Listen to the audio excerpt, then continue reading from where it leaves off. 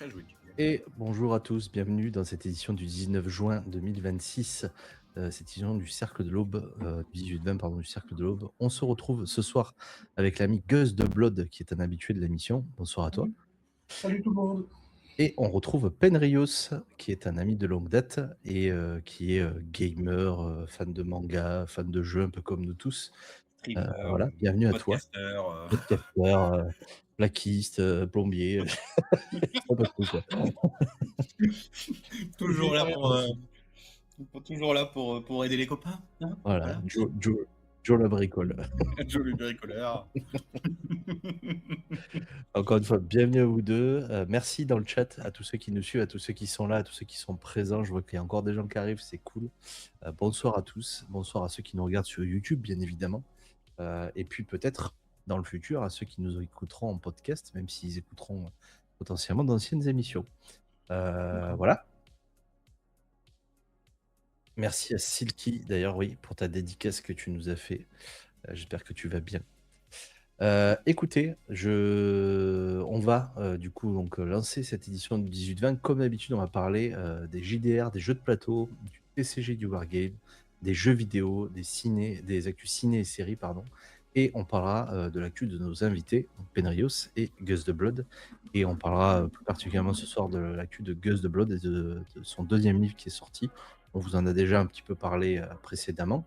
Mais on va faire aussi un petit point sur tous ces salons qu'il a fait, un petit peu son ressenti. Voilà, ça permettra aussi que vous ayez un petit peu le retour de ce que c'est que la vie de créateur et d'auteur. Voilà, et puis ça peut vous donner potentiellement envie de vous lancer aussi de votre côté. La vie d'insomniaque. Aussi. Eh bien, si on est bon, je vous propose de lancer la partie JDR et jeux de plateau. Partons. Et pour la partie JDR et jeux de plateau, on va commencer par 1135, qui est un jeu de société actuellement en financement participatif sur Ulule. Il propose aux joueurs d'incarner un petit chochon participant à un improbable concours d'apnée. Que vous soyez curieux, collectionneur, joueur, instinctif, adepte du partage ou amateur d'immersion, chacun pourra trouver son bonheur grâce aux différentes capacités spéciales qui viennent personnaliser l'expérience de jeu. Derrière son thème décalé se cache un jeu de prise de risque accessible à tous, où chaque décision compte.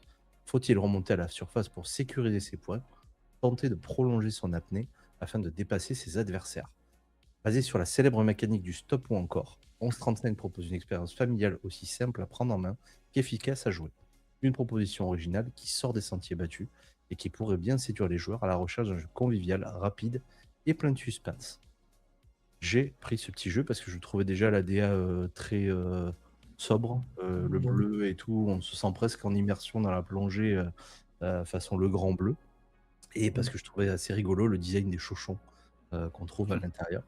Et pour le coup, il n'y a pas énormément de dessins, pas énormément de choses graphiques. Voilà, il y a ces chauchons, il y a le design un petit peu des cartes. Ça fait du bien de voir un petit peu des choses épurées éventuellement dans le jeu de rôle et le jeu de plateau. Donc j'ai trouvé ça pas mal. En plus, la proposition financièrement est pas excessive. Je crois qu'on est aux alentours des 30-40 euros, ce qui est plutôt ce qu'on peut retrouver dans les magasins pour le pledge complet. Hein. C'est pour ça que je dis pas excessif. Voilà. C'est pas très excessif. Écoutez, dites-moi ce que vous en pensez visuellement. Est-ce que c'est quelque chose... Alors, je pense que c'est pas un jeu qu'on peut jouer tout seul, on est bien d'accord. Hein. Ouais. On va jouer à deux. Il y a la possibilité, voilà, la boîte de 1135 en elle-même est à 15 euros pour la boîte seule. Et après, vous avez les packs pour avoir plusieurs jeux. Le plus gros étant à 40 euros. 40 euros, il y en a plusieurs. Voilà, mais vous avez plusieurs packs. Il y a des trucs aussi où vous pouvez l'avoir avec le tote bag et des tapis de jeu. Enfin voilà, il y a plusieurs formules. Il y a des t-shirts aussi, etc. En tout cas, le design est plutôt sympa. C'est un design qui est plutôt propre et j'aurais tendance à dire un petit peu sweetie.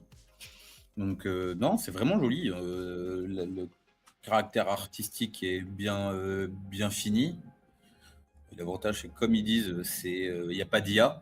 Donc c'est purement artistique. Un gros non IA qui est passé au milieu là. Ouais, c'est ça. Donc, du coup, c'est la nouvelle mode hein, sur les plateformes de financement participatif.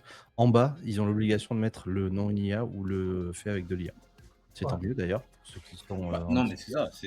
Au moins, là, c'est des produits qui sont sortis par de vrais artistes, avec un vrai design, un vrai travail de fond sur le caractère design et tout ça. Donc, moi, je dis, c'est plutôt intéressant de voir quelque chose qui a vraiment sa patte à lui et pas du recopier via IA où c'est toujours la même typo en règle générale. Tu vois.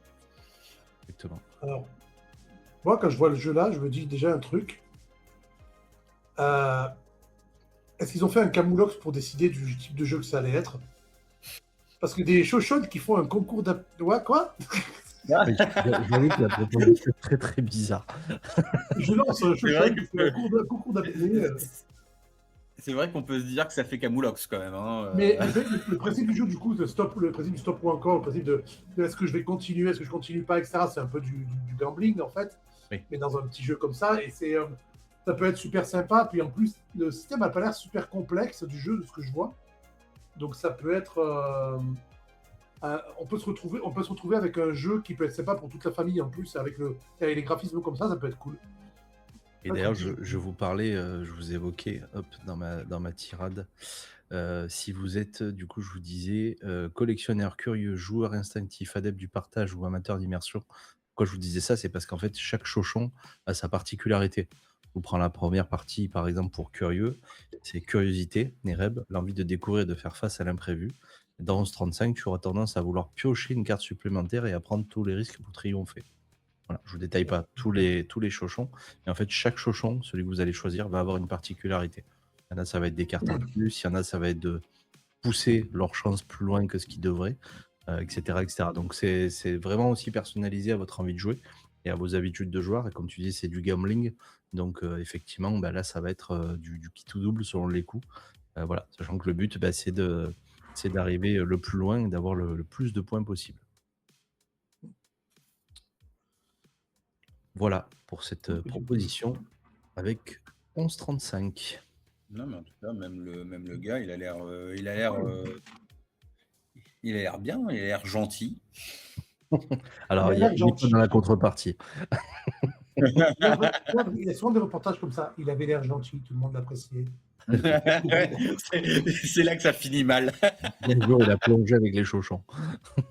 Je suis en train de voir pourquoi le nom 1135, parce que ça paraît très spécifique, 1135, mais C'est pas par rapport à un record de. Alors, d'apnée peut-être. d'apnée, je Si, dirais, je mais crois que c'est le y a record beaucoup plus. d'apnée. Il n'y a pas plus qu'11 minutes 35? Bah, je crois que ça a dû être dépassé, mais Attendez, on va regarder ça. Peut-être le record d'apnée en plongée par contre. Mais, Oui, en plongée, oui. Pas en en, apnée. ouais, en apnée, quoi. Mais 11 minutes 30. Alors, c'est Quel peut-être est la le moyenne. Quel est le record du temps d'apnée? En apnée statique, le record est de 11 minutes 35 pour le français Stéphane Mifsud. d'accord. Voilà. Donc il est à moitié au sud en plus. Voilà. Comme ça, on Une belle sait référence. pourquoi. Une belle Donc, référence. Regardez, parce que si ça se trouve, le game designer, c'était le mec, mais non, ça va. En vrai, ça aurait été sympa. Hein. Préparé sa chronique, tu sais. Ça aurait été vraiment cool, quoi. bon, ils Mais utilisent oui, son ça aurait nom. été qui l'associe au projet, en tout cas. Ça aurait été rigolo. Ouais. Allez, on enchaîne et on reste chez Ulule. On va, après Brancalonia, Acheron Games revient sur Ulule avec Eluva Town, un jeu de rôle déjanté inspiré des grands cartoons américains des années 30. Dans cette ville secrète peuplée de toons, de gangsters et d'inventions improbables, les joueurs évoluent dans un univers qui rappelle aussi bien Cuphead que le dessin animé de l'âge d'or de l'animation.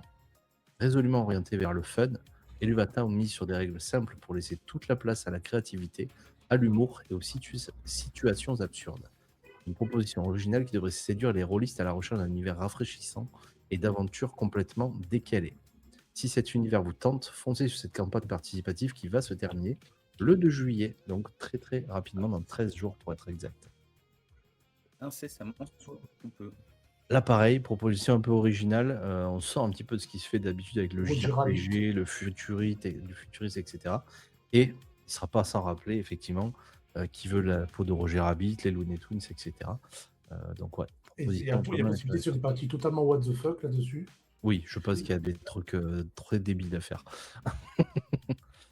Mais après, c'est vrai que c'est intéressant d'avoir pris un point de vue de vieux cartoon à la Cuphead.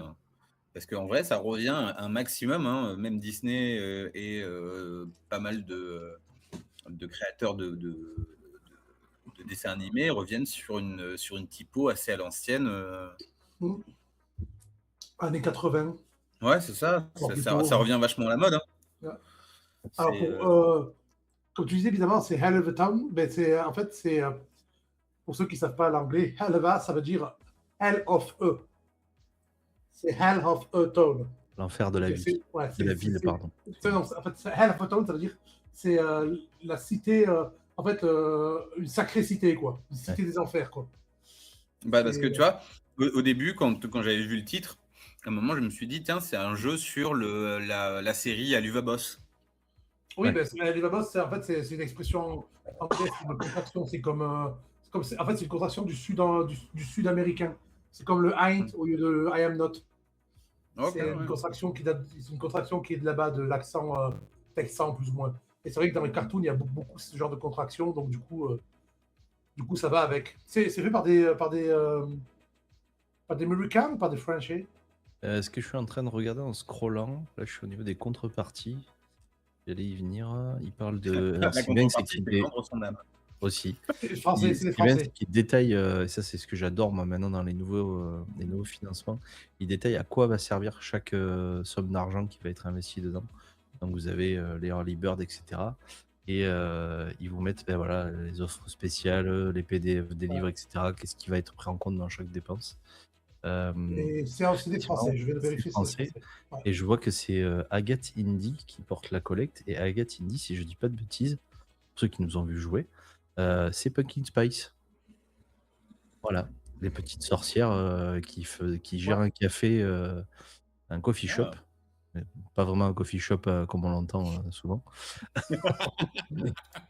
Mais qui gèrent du coup un petit café magique et auquel on a pu jouer. Enfin, All Shad Pop, peut-être, je crois même Boulange, il me semble, et le Gourbi ont pu jouer. Voilà, qui était un très très très bon jeu. Très doux, très sweetie. Voilà, là on est plus dans le même délire. Là ça doit bouger, ça doit être du délire de tous les côtés, c'est les Toons. Donc c'est plus la même chose. En tout cas, pour ce qui est des paliers et des pledges à acheter, on est sur du 99 €, c'est ça. Pour le kit avec le livre de base, l'artbook, l'écran du meneur, le deck de poker, le set de pré-tiré et le coffret collector. Bien évidemment, en cadeau, il y a la version numérique. Tous les bonus débloqués que je vais vous C'est citer italien juste à la base. après. Oui, c'est italien à la base. Et l'accès aux add-ons et aux upgrades pendant le Pledge Manager. Ouais. Mais ça reste un peu cher quand même. Hein. Alors, peut-être du point de vue d'une bourse en général, mais en vrai, pour les projets en général niveau jeu de rôle, c'est quand même relativement correct. Parce que d'habitude, des choses comme ça, on est plutôt dans les 120, 140, 150 € quand c'est vendu. Donc là, en vrai, ça va. Pas que c'est donné, mais On va dire que c'est pas un produit je vais dire d'entrée de gamme où tu vas pouvoir l'acheter directement pour pouvoir démarrer même dans l'univers du jeu de rôle et tout ça. Ça reste quand même assez spécifique. Hein. C'est très niche de vouloir jouer des toons dans le jeu de rôle. Il y a très peu de gens qui vont aller s'orienter vers ça, je pense. Quand même, il y a déjà pas mal de gens puisque hop, on est déjà à 8200 €, donc il y a quand même 115 contributeurs. Mais déjà, vouloir jouer des toons dans l'univers du jeu de rôle, c'est assez niche de base. Après, le pack complet est à 99 €, c'est-à-dire qu'il y a des choses en dessous. Alors, je regarde. Le pack complet est 89 €, mais tu as des packs beaucoup plus hauts. Tu as les packs Elevaton X Cross Lex Arcana à 249 €. Oui, mais où tu as deux jeux de rôle, du coup. Mais là, tu as les autres jeux de rôle du même créateur. Mais, Oui, mais en fait, après, ça devient intéressant parce que tu as un package. Oui, mais en fait, si tu regardes, les trois quarts la moitié des contributeurs ont pris le pack à 99 €. Oui, parce qu'ils ont été intéressés par Elevaton. Parce que si tu regardes, en fait, le pack de base, si tu veux juste le livre de base qui normalement suffit à jouer, le livre de règles de base, il est à 35 €, ce qui est le prix d'un livre de jeu de rôle. C'est ça. Et ce qui n'est pas déconnant, en vrai, vu la qualité du bouquin, ça a l'air d'aller. D'autant que je crois que le prochain palier, si je ne dis pas de bêtises, je me remets dessus. Il me semble que c'est couverture rigide pour l'artbook, donc ça vous donne un bouquin style Donjons et Dragons 5e édition dans l'idée. Et donc, effectivement, on est sur un livre qui est au moins à 40 ou 50 balles. Donc, non, c'est pas si cher que ça. C'est un prix normal, en fait. Ouais. Ah, il y a Brancalonia aussi. C'est celui qu'on fait Brancalonia aussi, d'accord. C'est Acheron Games. Voilà. D'accord, Brancalonia, je connais bien. J'ai joué plusieurs parties avec mes potes, mais parce que j'ai vu le film, en fait, sur lequel c'est basé.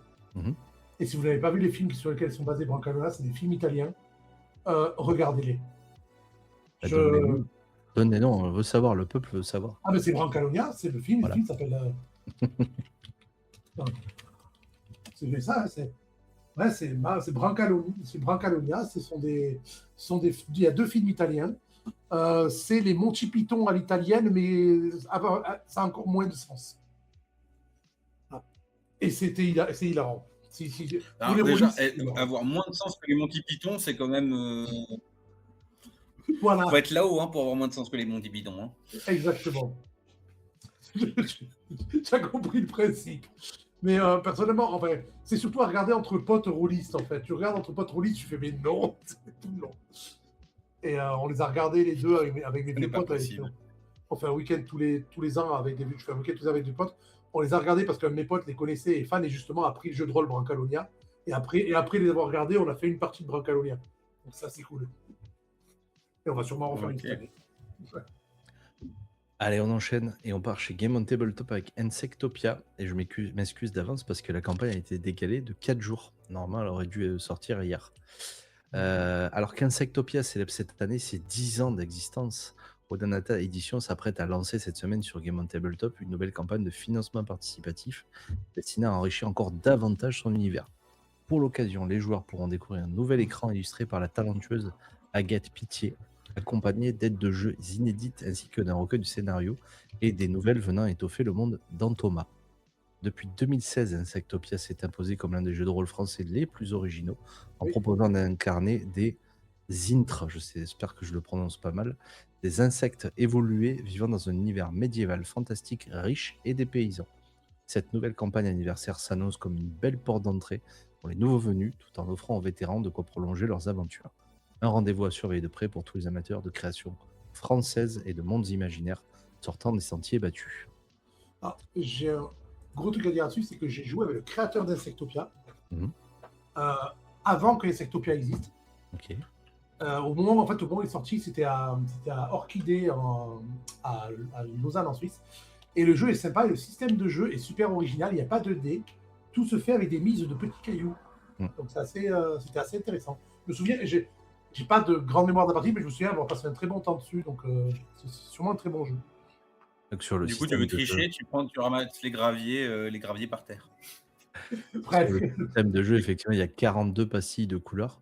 Et en fait, compte, ça correspond à l'échec critique, la réussite critique, un échec normal, une réussite normale ou alors quelque chose de neutre.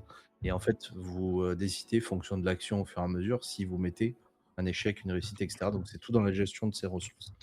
Et effectivement, c'est un système très particulier qui plaît à beaucoup de monde puisque ça existe quand même depuis 2016 et c'est sûrement pour ça que c'est réédité. C'est parce que l'univers autant que le système plaise à énormément de personnes. Ouais.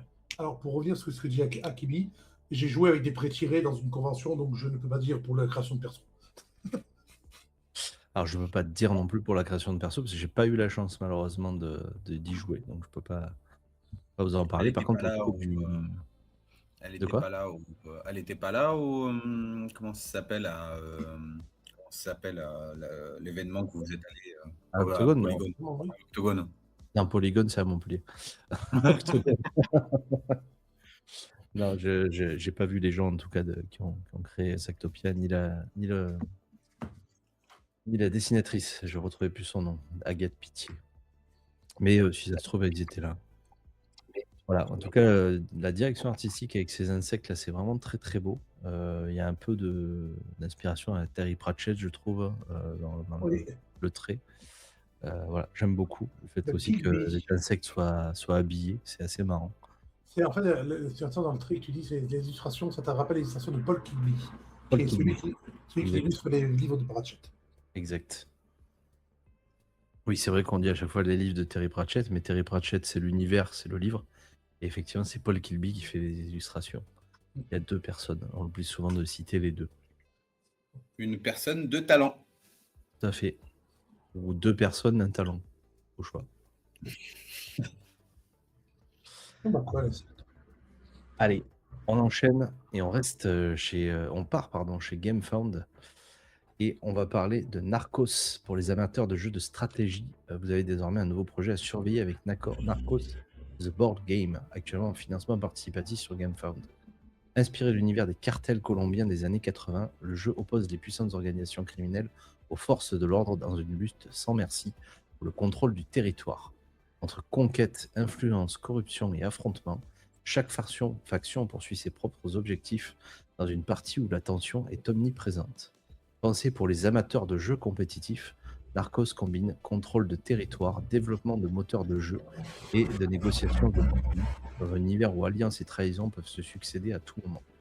Avec ses 4 factions asymétriques et son thème fort, le titre de Smart Up Games promet des parties intenses où stratégie, pouvoir et manipulation seront les clés de la victoire.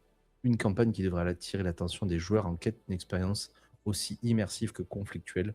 Et je pense qu'à mon avis, il y a moyen de perdre des amitiés dans ce jeu. C'est le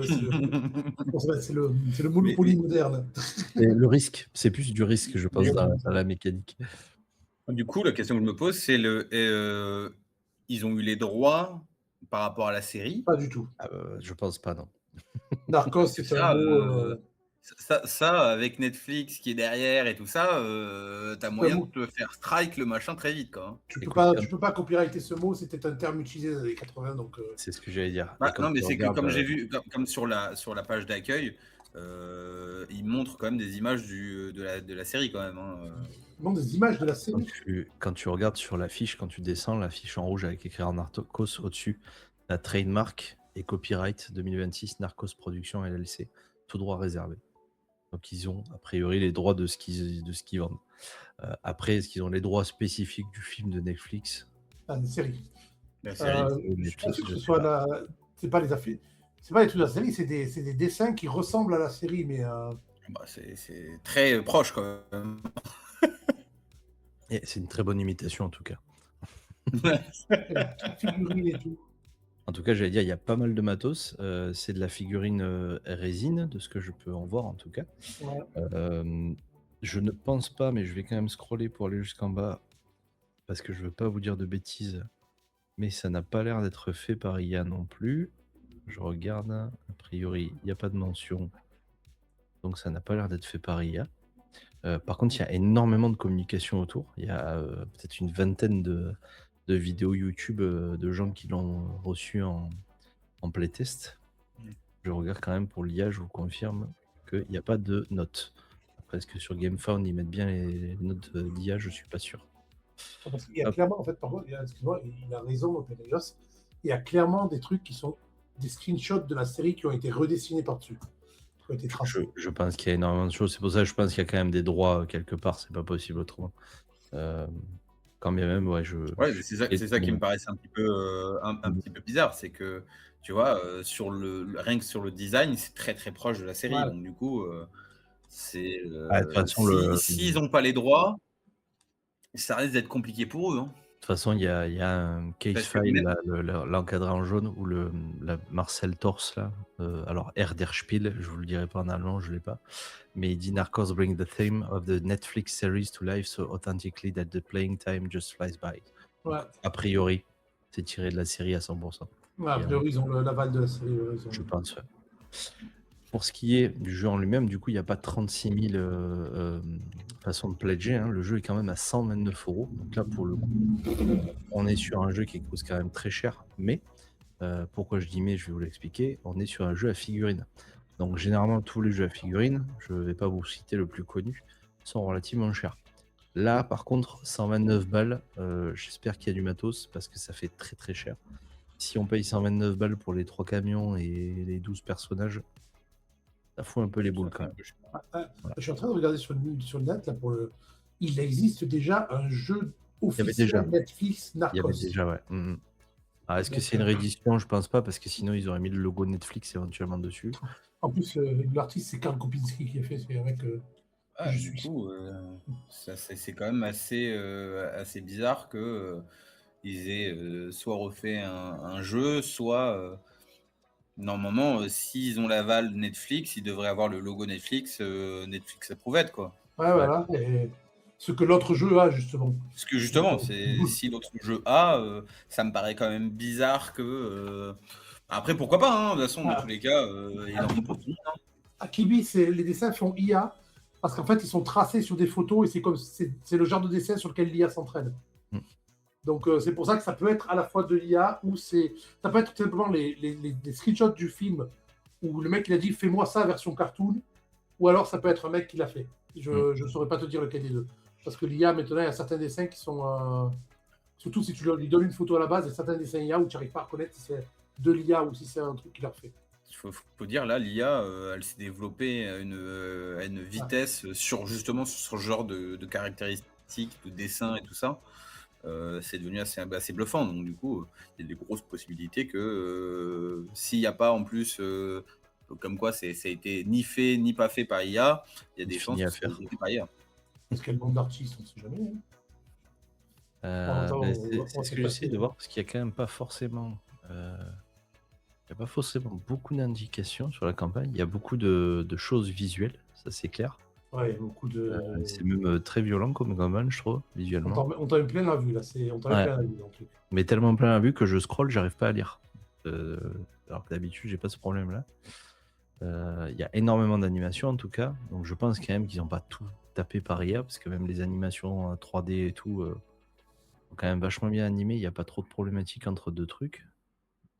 Non, je pense que la campagne est vraiment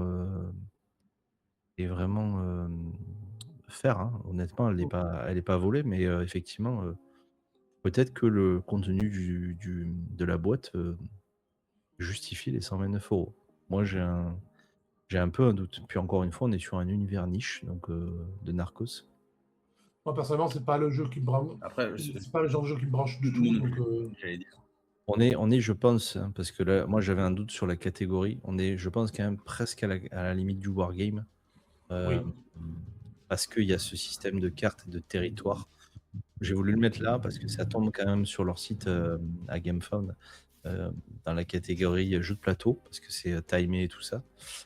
Mais voilà, on est un peu à la limite du wargame et la proposition est intéressante, mais relativement chère et très niche pour être à ce prix-là. Ça justifie aussi peut-être le prix. Il y a énormément de matériel dedans. Par contre, il y a des cartes, il y a des jetons, il y a les, Il y a les camions, des machins. il y a les camions et tout. Voilà. À voir ce que ça vaut peut-être lors d'un prochain octogone s'il y a quelqu'un qui le sort sur une table et à voir à quoi ça ressemble. Mais bon, je trouve ça visuellement très agressif en tout cas. À voir ce que ça donne en jeu. Narcos, de base, c'est agressif, donc du coup, ils sont dans la Ouais, terre. non, mais pour le vendre après, derrière, visuellement, c'est très lourd. Donc, il faut vraiment aimer l'univers et que l'univers nous parle quoi derrière. Allez, eh ben, on va enchaîner et on va passer maintenant sur la catégorie TCG et Wargame. Et pour la partie TCG et Wargame, on va attaquer par, entre guillemets, j'ai envie de dire le roi ou le prince, on va dire, des jeux TCG. On va parler de Pokémon, puisque le roi, je dirais que c'est peut-être Magic dans la hiérarchie. Et donc, le jeu de cartes à collectionner Pokémon qui s'apprête à célébrer son 30e anniversaire avec une extension événement baptisée très sobrement 13th Celebration, prévue pour une sortie mondiale le 16 septembre 2026. Intégrée à la nouvelle série Mega qui marque le retour des Mégas Évolutions. Ouais. Cette collection se distingue par une particularité inédite, 100% des cartes du set sont holographiques. Chaque booster contiendra 6 cartes brillantes, dont une carte Pikachu garantie parmi 30 illustrations exclusives réalisées par 30 artistes différents. L'ensemble des Pokémon légendaires sera également représenté dans cette extension, pensée comme un hommage à 3 décennies d'aventure Pokémon. Les collectionneurs auront également l'œil tourné vers la nouvelle rareté Fur, futuristique rare, imaginée par l'artiste japonais Yoshiro Ten, qui fera ses débuts avec des cartes au style résolument futuriste. À cela s'ajoutent 30 cartes mythiques rééditées dans une édition spéciale anniversaire. Entre nostalgie, innovation visuelle et retour des mécaniques emblématiques, 13th Celebration s'annonce déjà comme l'une des extensions Pokémon les plus marquantes de l'année 2026. Ouais. Ah, il y a un truc que je ne sais pas si on a bien compris quand on a parlé. En fait, les Pikachu que tu auras dans les paquets, tu auras un Pikachu par paquet, mais il y en a plusieurs différents faits par différents artistes. Oui, il y en a 30 en Ouais, tout. 30 fait par 30 artistes différents. Ouais. Oui. Alors, est-ce que c'est pas un peu surcoté? Alors, c'est clairement pour les fans, pour les nostalgiques et pour ce genre de choses. Mais personnellement, je trouve qu'en plus que la charte graphique des Zolos et des trucs un peu. Ceux qu'on voit à l'écran en ce moment, là, je trouve moche. Mais... Non, mais Alors, après, il en y a- fait, il y a le truc, c'est des- que. Bon, moi, je suis un. Je vais pas dire que je suis un fan de Pokémon. J'ai grandi avec Pokémon, j'ai évolué, j'ai fait un peu de TCG sur la hype et tout ça. Mais il y a des moments où je trouve que Pokémon, c'est bien, mais ça en fait trop. Je Il te faut dirais pour que les Japonais. c'est le syndrome Magic. Je fais une petite dédicace à l'ami. Blender. Non, pas Bender, justement. À l'ami. Oh, j'ai plus son prénom. Il était là la semaine dernière. D'Orlando. C'est Magic is the new. Comment il disait? Magic is the new Martine. Donc c'est Martine à la plage, Martine machin. Ben, c'est Ah pareil. oui. Et c'est pareil pour Pokémon. C'est pareil pour tous les TCG. Au bout d'un moment, quand tu tires des licences pendant 10, 20, 30 ans, forcément, t'as l'impression de revoir toujours Ouais, les mêmes mais choses, quoi. en fait, là où j'ai une critique sur Pokémon, c'est que, à l'inverse de Magic, je suis pro Magic, hein, donc du coup, je défends ma patrie. Je trouve que Magic a réussi à rester relativement humble, même s'il y a Alors, eu une je grosse hype à un t'arrête tout de moment. suite. Non, Mais si.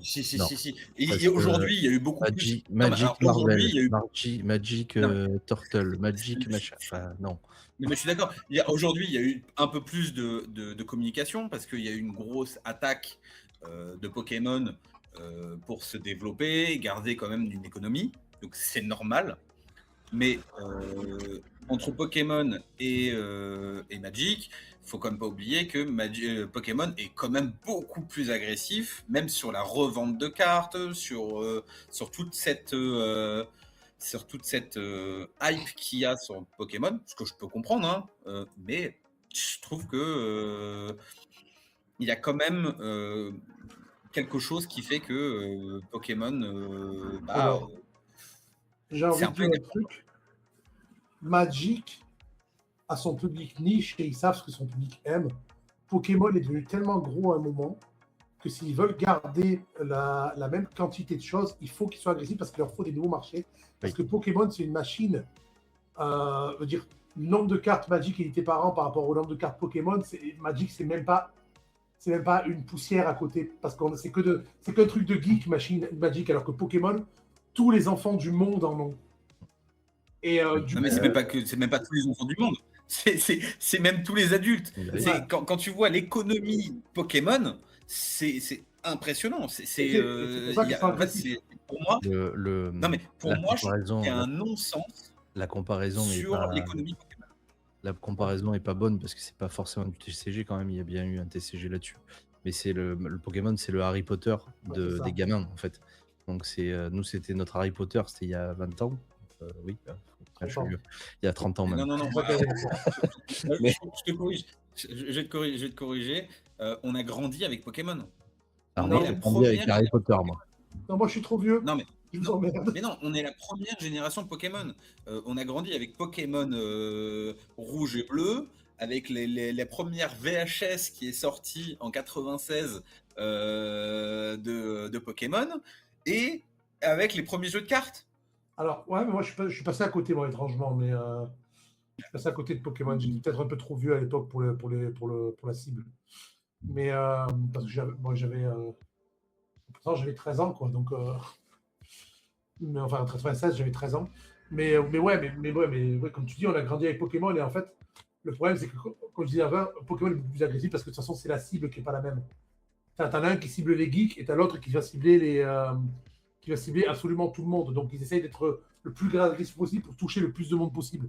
Mais c'est vrai que la com Pokémon est atrocement agressive.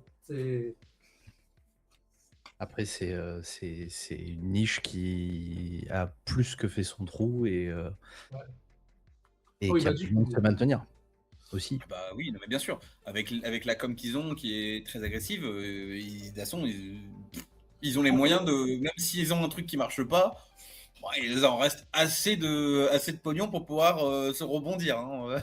Ils sont là, Et, Kibi. et si vous êtes gentil dans le chat, allez, à la fin de la catégorie TCG Wargame, parce qu'elle est pas longue que ce soit, je vous teaserai quelque chose de très rigolo. Et d'ailleurs, Pokémon c'est agressif, mais ils sortent beaucoup de choses qui sont cool, je trouve. Par exemple, au niveau des films, par exemple, le film Détective Pikachu, personnellement, j'ai adoré. Tu vois, Le film il était bon. Pikachu est très bien. Après, est-ce que le film Détective Pikachu était pas bien parce qu'il a été fait avec comment il s'appelle l'acteur? c'est Ryan Reynolds qui fait Ryan Reynolds. Voilà. Je sais pas si vous l'avez regardé en anglais ou en français, mais en anglais, il sort des blagues comme quoi les gens lui mettaient des doigts de. Enfin, il sort des trucs. Il est très trash. What the fuck? C'est Dead Pikachu ou Pikachu. Ouais. Non, mais après, effectivement, le film Pokémon, il a été très bien. Les jeux Pokémon, sur une grande quantité de jeux, ils ont été plutôt corrects, mis à part quelques opus. Non, en vrai, c'est une belle franchise. Mais sauf que il y a des moments où c'est un peu ras-le-bol de Pokémon, quoi. Moi, comme je dis, je suis passé à côté. J'ai dû jouer à un jeu Pokémon et à Pokémon Go sur mon téléphone, c'est tout. Donc, et j'ai jamais eu de carte. En fait, là où Pokémon me gave un petit peu, entre guillemets, c'est que maintenant, c'est tellement contrefait aussi.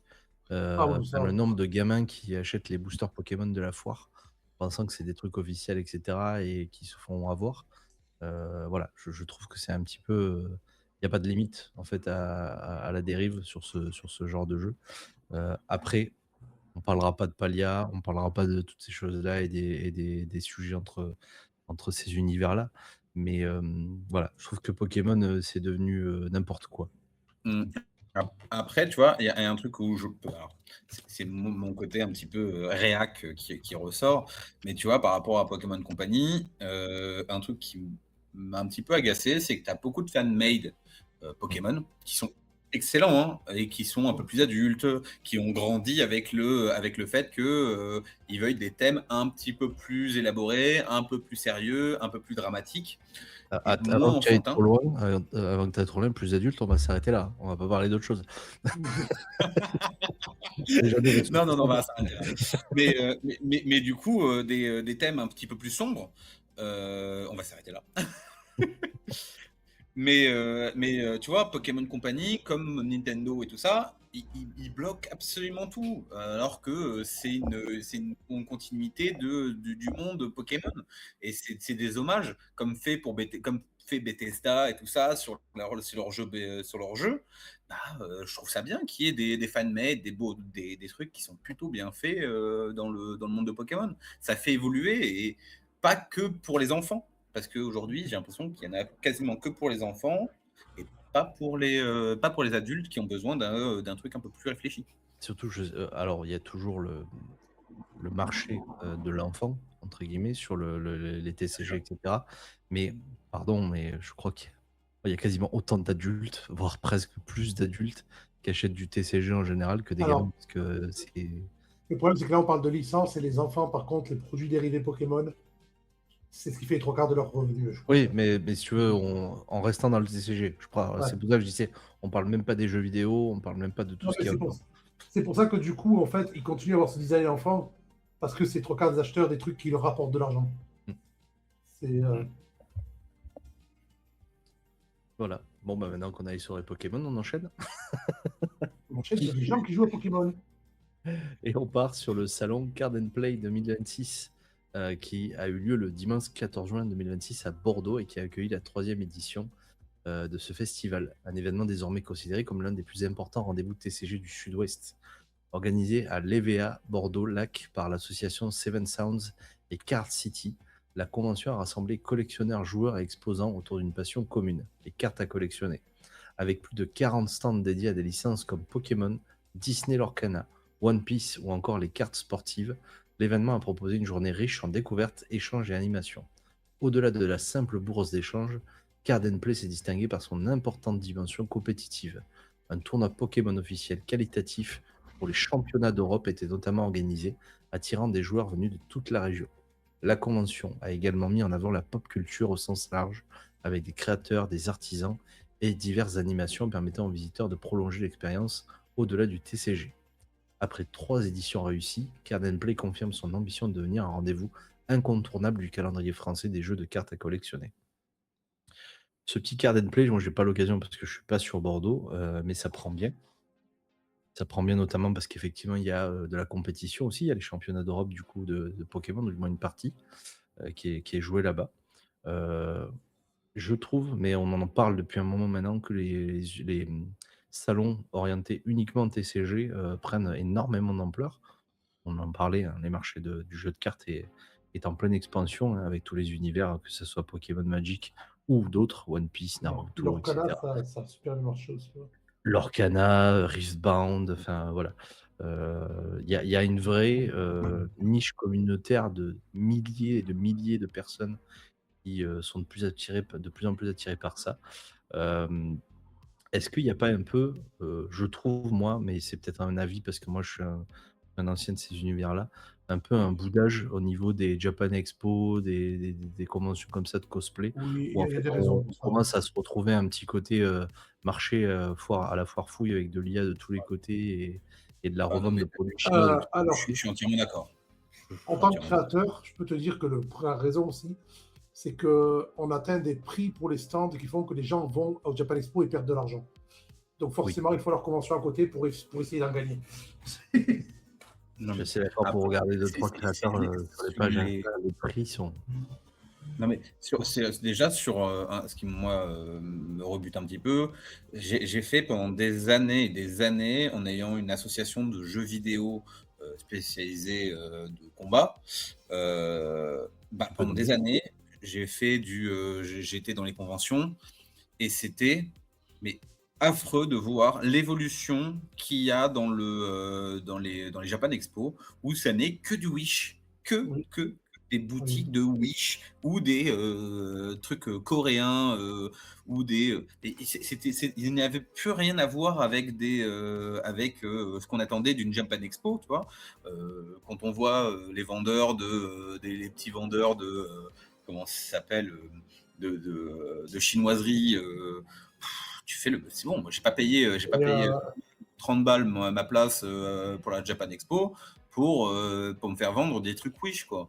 ouais, dis-toi, j'étais à Japan Expo à l'époque, c'était encore à Villepinte et que c'était encore avec Cultiverse à côté. Donc avec Japan Expo, Cultiverse, du coup, tu avais beaucoup qui étaient jeux de rôle et tout en plus.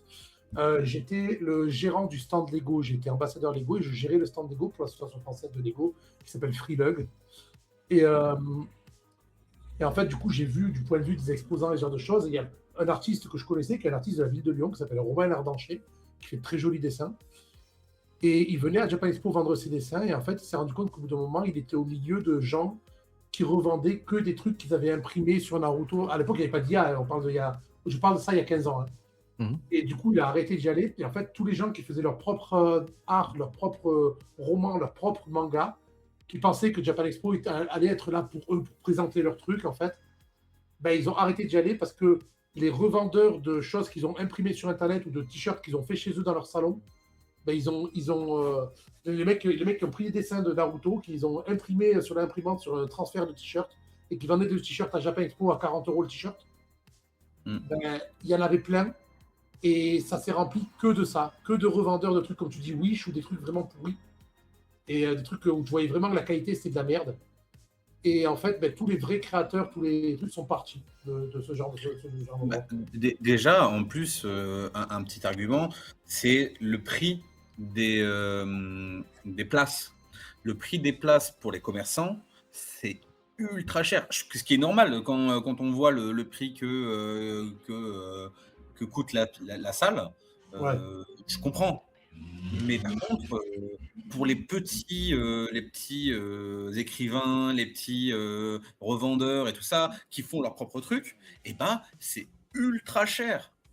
C'est ultra cher. Donc, pour moi, il y a un non-sens. Quand on est partisan de la culture manga, de la culture japonaise, de la culture geek, en règle générale, c'est le but, c'est d'apporter la culture geek, et ben, au bout d'un moment, fait des prix cohérents pour qu'eux aussi puissent se développer et amènent plus de petits producteurs. Enlève ces mecs Wish. Parce que oui, dans tous les cas, ils seront rentables, eux. Mais au bout d'un moment, fais en sorte que les petits artistes soient mis devant la scène pour avoir plus de visibilité, pour les aider aussi, parce que c'est ça le but de la Japan Expo, c'est les aider. Alors, justement, j'avais un doute sur le prix, mais j'en avais parlé encore à des gens qui l'ont encore. Un petit artiste qui est allé en 2024 a payé pour un stand de 6 mètres carrés. Donc, c'est de quoi mettre 2 tables et une chaise. 6 mètres carrés, 855 €. C'est tuer le petit artiste. Hein. Si le mec qui se fait pas, en comptant l'hôtel, le voyage, etc., si le mec ne se fait pas 1500 € dans les 4 jours de Japan Expo, bah, il a perdu tout son fric en fait. Non, mais 1500 €, déjà 500 €, il a rien gagné, j'allais 1500 dire. €. Voilà, tu- C'est ça, Je sais pas, c'est rien gagné parce que t'enlèves sur les 1500 €, les 800 € de.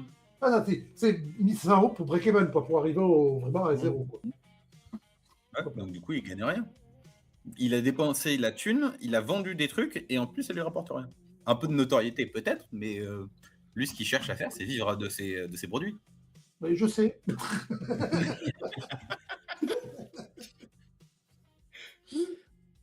Et donc, ouais. Alors, on arrive à la fin de cette catégorie TCG et Wargame, mais avant de passer à la suite, je vous utilise un petit truc parce que j'ai un machin qui me trotte en tête, mais on en a, je crois, déjà parlé avec certains il y a un moment. Je pense qu'on fera, avec les 2-3 photos rigolotes qu'on a un petit peu, notamment de l'Octogone, je pense qu'on fera des cartes de TCG avec. Voilà. Ce sera peut-être pas des gros tirages, il y aura peut-être 20-30 cartes, une connerie comme ça en tout, et on les donnera peut-être prioritairement à certains membres et tout, pour le souvenir, ou alors on les vendra pour faire des sous pour l'assaut et ce sera un truc un peu collector. Mais je pense qu'on réfléchira à faire des cartes de TCG avec nos tronches un peu débiles, notamment, vous les verrez bientôt arriver, les émoticônes qu'on a mis sur le serveur, notamment de moi en pirate en train de faire de la danse des 80s. Voilà. Donc, on fera peut-être un petit TCG, mais injouable, hein, un petit TCG, le Oui, cercle juste de l'aube. pour le fun. Voilà, pour le fun. Et on Ça- verra, ce sera des œuvres d'art, pour le coup. Écoutez, Tu les si on est encadres. bon. Ouais, on les encadrera. On les fera, comment ça s'appelle, gradés. On les mettra avec tous les grades. Voilà, en tout cas, si on est bon pour la partie TCG Wargame, je vous propose de passer à la partie jeux vidéo.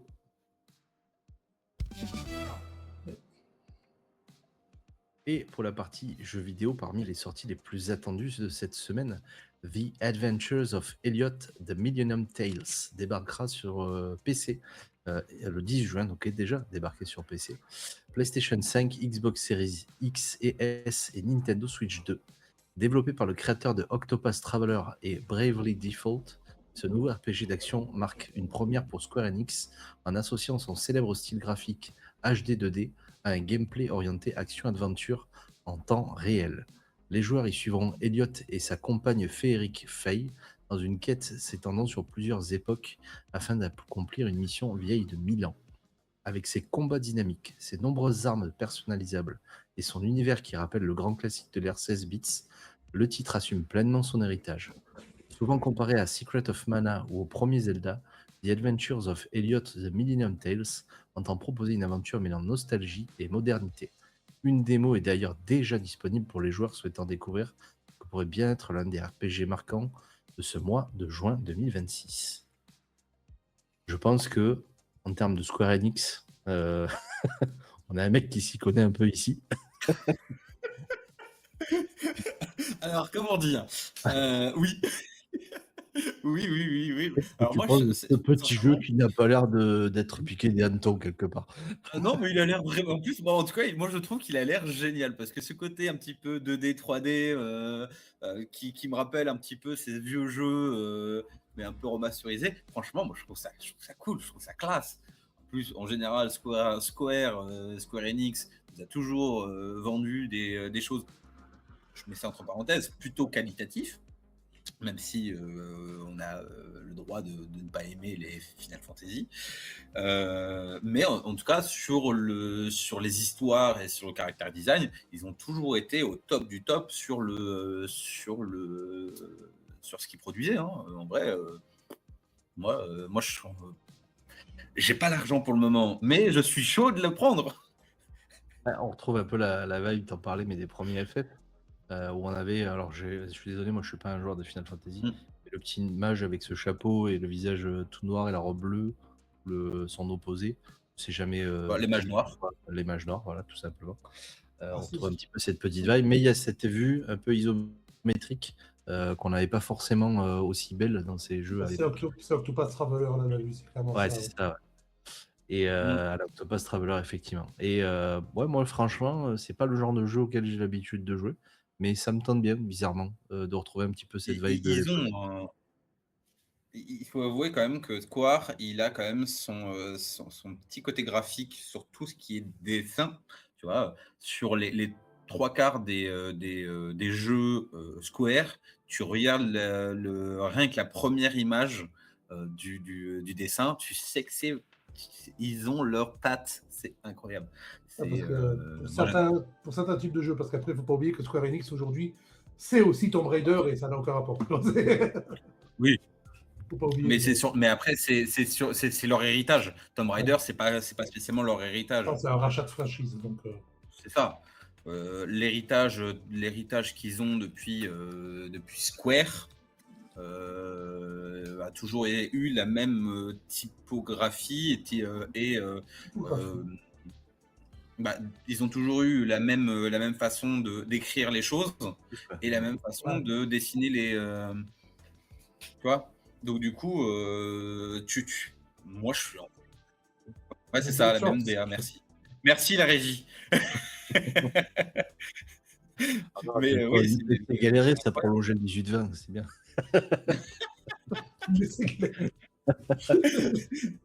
On essaye de trouver du contenu et tout ça. ça. Et après, ceux qui ont fait celui-là, c'est ceux qui ont fait Octopath Traveler. Octopath Traveler a énormément de joueurs qui trouvent que c'est un super jeu. Moi, j'ai des potes qui sont à fond Square Enix aussi, des potes dont je parlais tout à l'heure avec lesquels je joue au jeu de rôle. Et ils jouent à tous les jeux Square Enix. Ils ont tous des collections de trucs Final Fantasy incroyables. Et j'en ai un, Octopath Traveler, il bâcle son boulot à son travail parce qu'il y jouait quand il est sorti. Il bâclait son boulot parce qu'il jouait au travail, quoi. Donc c'est des jeux qui sont prenants quand même. Non, mais je peux rien dire parce qu'à un moment dans un de mes anciens travails, je me faisais tellement chier que j'avais Final Fantasy, je crois que le 3 sur mon téléphone. J'ai passé beaucoup trop de temps, je faisais ce que j'avais à faire, tu sais. J'étais en mode allez vas-y, j'envoie du pâté. Et en fait, à un moment, je me fous dans un buisson et Et tu bosses un peu. et je joue un petit peu. De toute façon, mon travail, il est fait. Qu'est-ce que je veux faire semblant de travailler, ça me plaît pas. Bon, je joue un peu. Je joue à pas mal de jeux Square Enix et je dois avouer que chez moi, c'est souvent hit or miss. Il y a des jeux Square Enix que j'aime bien et des jeux Square Enix que je ne supporte pas. Donc ça dépend. Après, en général, Square Enix, c'est soit on aime, soit on déteste. Et c'est un univers. Moi, je sais que j'associe ça. Alors là, pour le coup, c'est pas le cas parce que là, c'est du multiplateforme. Mais moi, j'ai toujours associé ça au fait que c'était la PlayStation. Et comme je suis un joueur pro console Xbox, Microsoft, voire Nintendo, pour moi, ça a toujours été un peu un truc occulte de jouer au Final Fantasy, etc. Ben non, mais c'était un peu une caste d'autres personnes en fait. Il y avait les gens qui jouaient à FIFA, il y avait les gens qui jouaient à Final Fantasy, et tu avais les autres. Donc ça a toujours été un peu un truc occulte pour moi de jouer à des jeux Square Enix. Après, à l'époque, t'avais quoi? T'avais deux écoles. T'avais ceux qui jouaient à Final Fantasy et ceux qui jouaient à Zelda. Ça. Ouais. Et ceux qui jouent à Zelda, ceux qui jouaient à FIFA. Non, mais alors FIFA... Oui, c'était souvent une caste supérieure, les gens qui jouaient à la Play, tu vois. Donc c'est vrai que pour moi, ça m'a toujours un peu éloigné de ces jeux-là. Après, c'est vrai que quand on jouait à la Play, on était au-dessus, tu vois. Même la lumière m'éclaire PlayStation. Les gens qui jouent à la Play, ils sont naturellement beaux déjà de base. Je dis ça, moi, je me suis fait une carte Bout Magic, comme ça j'ai déjà une TCG. Parfait. Je te vois, je te la dédicace. Mais ouais, il y avait toujours cette petite caste joueur de Play, joueur de Xbox. Alors si, une caste qui est fantastique, c'est les joueurs de Dreamcast. Ça, moi, j'avais une caste Les joueurs énormément. Sega, les joueurs Sega, Sega c'est Mega ceux qui ont Drive. l'espoir toujours. Ouais. Alors, contrairement à la contrairement à la Nintendo et tout ça, je tiens à dire que Sega est toujours très opérationnel En éditeur. au Brésil. Oui, puis un éditeur de jeux aussi. Ils éditent toujours des. Ben, je joue au Persona, c'est Sega. On en parlait tout à l'heure avant le stream. Ouais. Et n'oubliez pas que Sega est plus fort que Plus toi. fort que toi. Et voilà. Et comme ça, on enchaîne. Allez, on enchaîne un peu. Allez, pour les amateurs de FPS tactique, vous avez rendez-vous cette semaine avec Pardon, je vais la refaire. Allez, Elle Let Let Loose. Loose Vietnam, le nouveau chapitre de la célèbre licence multijoueur de Team 17 et Expression Games. Après le champ de bataille de la Seconde Guerre mondiale, la série transporte cette fois les joueurs au cœur du conflit vietnamien avec des affrontements massifs en 50 contre 50 joueurs où la coordination et le travail d'équipe restent les clés de la victoire. Jungle épaisse, rizière, hélicoptère, tunnel du Viet Cong et arsenal fidèle à l'époque viennent renouveler la formule tout en conservant l'ADN réaliste qui a fait le succès de la franchise. Avec ses cartes de grande taille, ses 19 rôles spécialisés et son approche résolument orientée simulation militaire, Elle Let Loose Vietnam s'annonce comme une sortie incontournable pour les joueurs en quête d'une expérience de guerre intense et immersive, et je dirais même historique. Moi, ce qui me surprend, c'est que ça n'avait pas sorti plus tôt, tu vois, ce genre de truc. C'est parce que la guerre du Vietnam, on a fait Alors, 39-45, on a fait toutes les guerres, et toutes ces guerres-là, on n'en a pas tellement vu en jeu vidéo. alors, je vais te dire qu'il y en a beaucoup, parce que j'ai beaucoup joué à des FPS, il y a beaucoup de jeux vidéo qui sont sur le Vietnam, mais c'était que des jeux de merde, donc personne n'en parlait. C'est le gros problème qu'il y a eu. Il y a eu un Battlefield Vietnam, il est pourri, donc personne n'y a jamais joué. Bah, c'est... Ah bon? Ah, c'est, en fait, je sais pas, il y avait une sorte de stigma sur le Vietnam qui fait que tous les jeux Vietnam en fait étaient soit ultra déséquilibrés, soit avec des systèmes pourris, soit faits par des petites équipes dans un coin. Mais Hell Let Loose, c'est une petite, enfin à la base c'est une petite équipe, c'est Team 17, et ils ont fait des trucs vachement bien. Bon, si tu veux du réalisme un peu à la Arma en fait, tout en étant plus casual que Arma, parce que Arma c'est un bordel pas possible leur menu. Et en fait, c'est des jeux qui sont, c'est des jeux qui sont normalement cool. Et après, malheureusement, j'ai abandonné les FPS parce qu'au moment où il faut faire un choix dans ce qu'on joue et ce qu'on fait. Et en fait, j'ai arrêté tout ce qui était FPS. Parce que j'ai pas le temps. Voilà. Il s'est rebattu sur Sandra Lederman et il fait du jeu de cheval. C'est mieux. Tu sais, je crois que j'ai encore Battlefield 5 installé. Après, j'ai si tu ça veux, en il y a connaissance de Manitoba. cause parce que je sais que tu as vraiment un jeu de cheval qui est très Et connu. après, si tu veux, Ou Mamou si Zoumé. tu Ouais. aimes si tu aimes les jeux de fight et de poney, il y a My Little Pony. Exactement. Alors, ça, je fais My Little Pony. J'attends toujours que Bender, qui n'est pas sur le stream, mais qui va regarder un jour ce truc, j'attends toujours que Bender nous fasse notre campagne My Little Pony, bordel. Voilà. On digresse, mais on va faire un truc 2 secondes sur My Little Pony. J'ai vu le stand, je veux pas dire de conneries, Black Book Edition, je crois, avec tout l'angle de My Little Pony, avec toutes les campagnes et tout ça.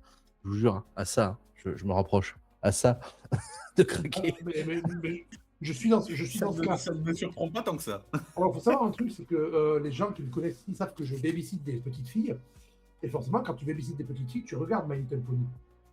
Et en fait, en regardant My Little Pony, je me suis rendu compte qu'il y avait des blagues qui passaient pas en français ou des trucs. Et je me suis dit, attends, c'est comment en anglais? Et du coup, j'ai commencé à regarder la saison 1 en anglais après avoir babysité les filles. Et du coup, j'ai regardé les 9 saisons et le film en anglais. Parce que c'était mieux. Et en fait, My Little Pony, Il y a un lore. c'est un lore. Enfin, là, My Little Pony de Lauren Faust, de celle qui a fait les Powerpuff Girls.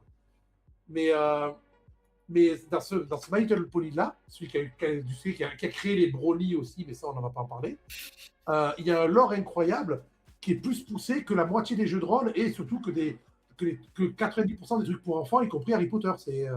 C'est My Little Pony, la série de Lauren Faust, est mieux écrite que les livres Harry Potter. Et je vous encourage à regarder aussi les dessins animés des Winx. Il y a un lore là aussi. Ah oui, c'est vrai que le lore des Winx, c'est incroyable. Hein. Et du coup, en fait, en voyant My Little Pony, à chaque fois, je me disais, vu que moi j'ai mon jeu de rôle et mes règles, je me disais, il faudrait que je fasse une partie un jour à mes potes où ils sont perdus dans le monde de My Little Pony. Et en fait, quand j'ai vu après que le jeu de rôle, parce que je vous parle de ça, c'était il y a 10 ans, j'ai vu après que le jeu de rôle allait sortir, j'ai fait trop bien. Et j'hésite à le prendre pour faire jouer mes potes quand je vais en week-end, mais ça fait beaucoup d'argent pour pas grand-chose. Bah, tu peux le créer toi, ton petit lore. Hein. Tu fais des petits, Enfin, je comment on connais appelle le ça, lore de la série en plus. Et en plus, j'ai discuté avec des experts de entre 5 et 8 ans de la série, attention. Hein. Oui, j'allais dire des gens formés. Des expertes d'ailleurs. Entre 5 et 8 ans, c'est quoi? C'est doctorat du coup? Doctorat My Little Pony. impeccable. Allez, on enchaîne et on revient à notre catégorie jeux vidéo. Parmi les jeux indépendants qui méritent toute votre attention cette semaine, End Roger, oui c'est son titre, propose une expérience aussi courte que bouleversante. Développé par Theory Hand Studio et édité par Kodansha, ce roman interactif met les joueurs dans la peau d'une jeune fille qui découvre un matin que son père a disparu. À sa place, il trouve un autre homme inconnu, prétend la connaître et tente de lui faire prendre un étrange médicament. Commence alors une aventure intimiste où la réalité semble progressivement se dérober sous les pieds du joueur. Derrière son apparente simplicité, End Roger aborde avec beaucoup de sensibilité les thèmes de la mémoire, de la famille et du vieillissement. Grâce à une mise en scène inventive et à des mécaniques qui placent le joueur directement dans la perception de son héroïne, le titre est parvenu à marquer durablement les joueurs, récoltant plus de 94% d'évaluations positives sur Steam.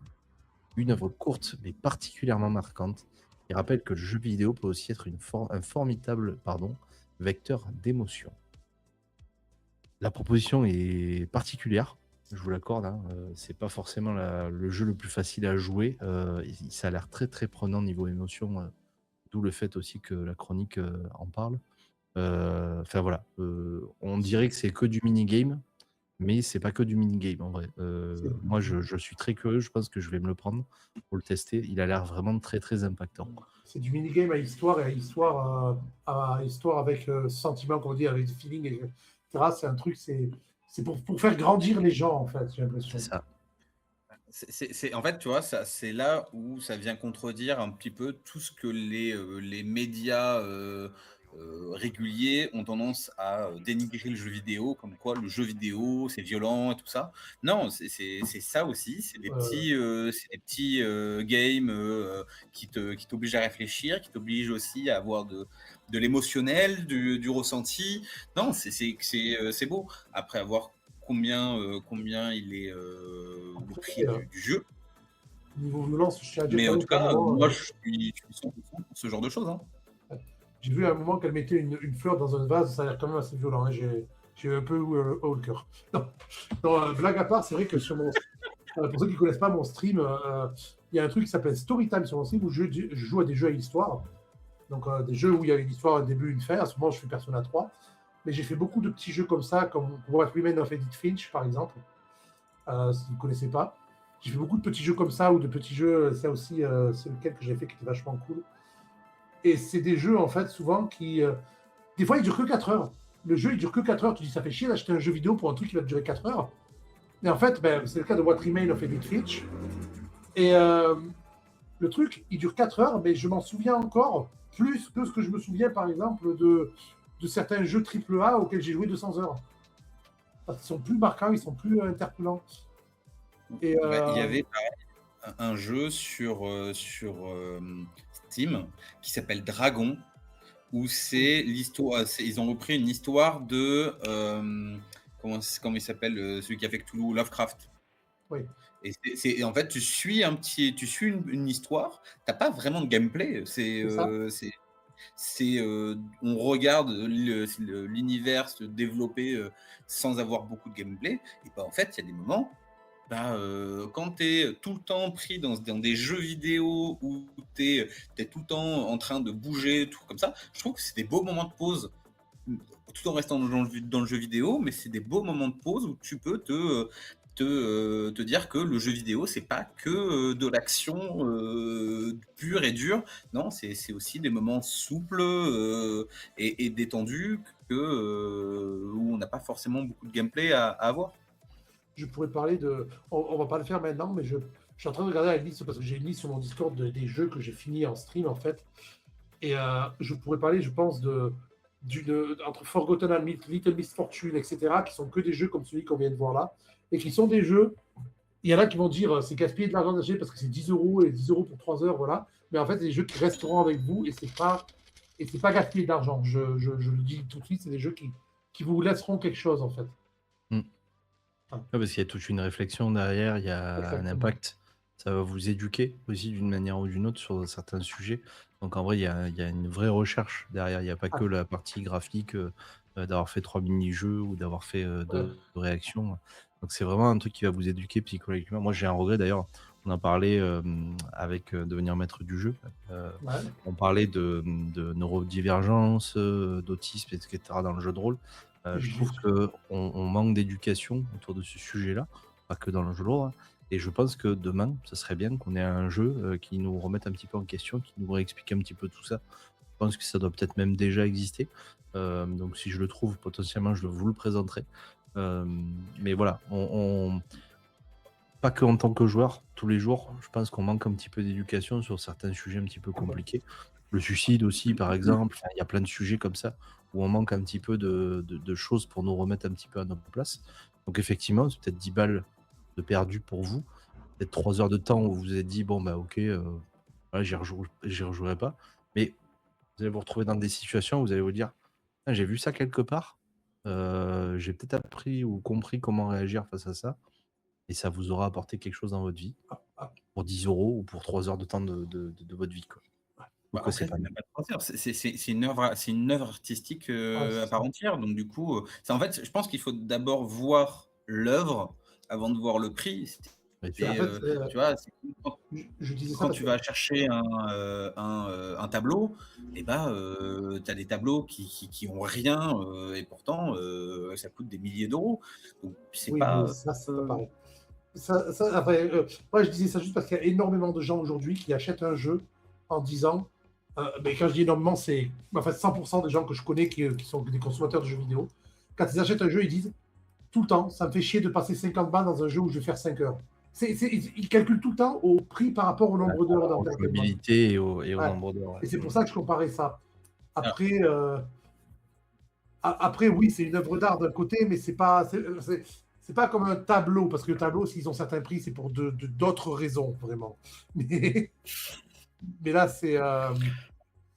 Après, là où je vais, là où je pense que je peux être d'accord avec les mecs qui ont le côté où ils veulent pas mettre du pognon dans un jeu vidéo qui n'a pas une grosse durée de vie, au prix des jeux vidéo qu'on a en triple A aujourd'hui, qui sortent, par exemple, je prends l'exemple de Call of Duty, qui est du copier-coller sur chaque édition et que Ouais. tu payes 90, 100 balles, bah, et que tu as 3 heures de jeu d'histoire, et après c'est que du matchmaking, bah, je comprends que Oui, bah, Farah, ça te oui. fasse un peu chier. Oui, puis c'est totalement compréhensible comme point de vue, parce que de toute façon, on est tous de plus en plus dans la merde au niveau argent. Donc forcément, on va acheter quelque chose qu'on sait qui va nous être, entre guillemets, utile pour notre divertissement. Donc forcément, les gens, ils voient le temps qu'ils vont passer dessus. Et ouais, mais je voulais dire aussi, Le côté il y a, rentable. il y a des jeux comme ça qui sont des petits jeux comme ça indés qui vont nous apprendre des choses qu'on va ressortir et tout. Mais il y a aussi des jeux AAA qui sont pareils. Et certains auxquels on ne s'attend pas du tout, justement. Et je parle par exemple de. En prenant un exemple qui va partir avant de Call of Duty, on va prendre Battlefield 5. Si vous faites, il y a 4 petites campagnes à faire dans Battlefield. Je dis 3 avec les doigts. Il y a 4 petites campagnes, mais je dis 3 avec les doigts parce que je suis un peu speed. Il y a 4 petites campagnes dans Battlefield 5 qui se font. Et elles nous apprennent des moments méconnus de la Deuxième Guerre mondiale. Elles nous apprennent des choses, elles sont vraiment touchantes, ces 4 petites campagnes. Alors, elles ne sont pas forcément la quatrième, surtout avec le char qui remonte. Il y a des petites erreurs historiques, mais en fait, elles montrent quand même certains points de vue qu'on n'a pas l'habitude de voir sur la Deuxième Guerre mondiale, certaines choses qui sont cachées. Par exemple, pour vous dire un exemple, dans la troisième campagne, on joue un tirailleur sénégalais qui a fait le débarquement de Provence. C'est quelque chose dont on ne parle jamais dans la Deuxième Guerre mondiale, même à l'école. Mais il y a 400 000 Sénégalais qui sont morts pour la France et qui n'ont pas été reconnus jusqu'en 2014. Jusqu'en 2014, les vétérans sénégalais ont reçu 0 indemnité. C'est uniquement quand comment il celui que tout le monde appelle Flamby. Comment il s'appelle ce président déjà? Hollande. C'est méchant parce que j'ai dit que c'est gentil pour politique. C'est un média absolument pas politique. Hein. Non, mais c'est Hollande en fait qui l'a reconnu et qui a reconnu le truc et qui a décidé de finalement rétroactivement récompenser les survivants de cette unité.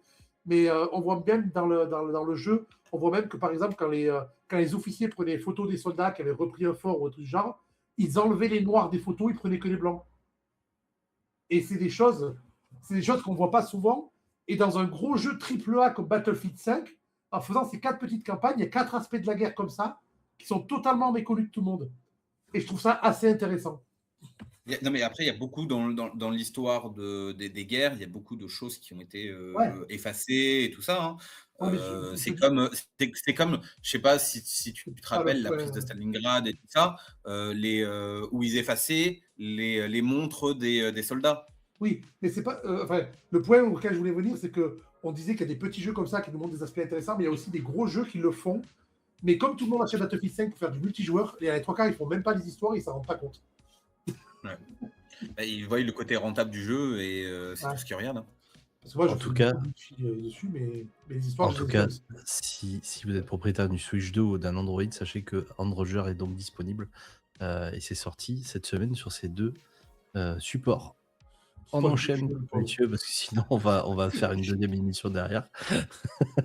Et parmi les sorties indépendantes les plus atypiques de l'été, on a Dench Attack, qui pourrait bien décrocher la palme de l'originalité. Développé par Undercoders, le jeu vous propulse dans une version futuriste et dystopique du Japon, où les trains défient la gravité, réalisent des figures dignes d'un skatepark géant et affrontent une méga corporation dans des courses effrénées. Oui, vous avez bien lu, ici, les locomotives enchaînent kickflip, grind et cascade à toute vitesse. Souvent décrit comme un improbable mélange entre Tony Hawk's Pro Skater, Jet Set Radio et un jeu de course arcade, Dench Attack mise sur la vitesse, le score et le style. Avec son univers coloré, sa bande-son survitaminée et son concept totalement assumé, le titre s'annonce comme l'une des curiosités vidéoludiques les plus rafraîchissantes de 2026. Une sortie à surveiller de près pour tous ceux qui pensent avoir déjà tout vu dans le monde du jeu vidéo. Alors j'ai envie de dire, c'est ceux qui ont fait Shoshone qui plongent là, donc au niveau du concept. En vrai, moi, ça me fait mourir. Moi, ça me fait trop rire. C'est incohérent au possible. Et pareil, la charte graphique, elle est excellente. T'entends son shading, ce style ultra nerveux, il est excellent. Et pour la petite blague, Densha, ça veut dire train en japonais. Donc c'est Dench Attack. C'est un SNCF attaque. Le jeu sortira le 15 juillet, il n'est pas encore sorti pour le coup. Il sera combien? Je me demande le prix parce que si on arrive à le choper en promo à moins de 10 €, je le prendrai ou un truc genre. Juste pour Dench Attack, je vais te dire si je trouve un prix de sortie. À mon avis, il va être annoncé un petit peu cher au démarrage, je pense. À mon avis, il va être proposé pas mal. Hein. Ouais, c'est pour ça que je dis j'attendrai une promo, quoi, mais pour un stream délire, ça peut être tellement fun. C'est quoi? C'est sur quoi? C'est sur PC, c'est ça? C'est sur Steam, oui. Ça sera sur PC, PS, Xbox Series et Switch 2. Ah, Steam Sale, c'est tout. Parce que, alors, le truc, c'est que un truc intéressant, c'est que sur Switch, en règle générale, les jeux qui sortent sur les jeux Nintendo ne perdent pas en valeur. Oui, mais c'est pour ça que je n'ai pas de console. Si tu veux sur Nintendo, l'achète pas Nintendo, achète le PC. Ah, mais de toute façon, Nintendo est pour moi une des pires compagnies de gaming, mais c'est pas le sujet aujourd'hui. C'est un autre sujet. Ça, on en discutera sur Geekisphere. En tout cas, je regarde, mais je pense que si vous avez le Xbox Game Pass, ça sera sûrement inclus à moi. Donc, mais c'est même quasiment sûr parce qu'il me le proposait là sur le site. D'accord.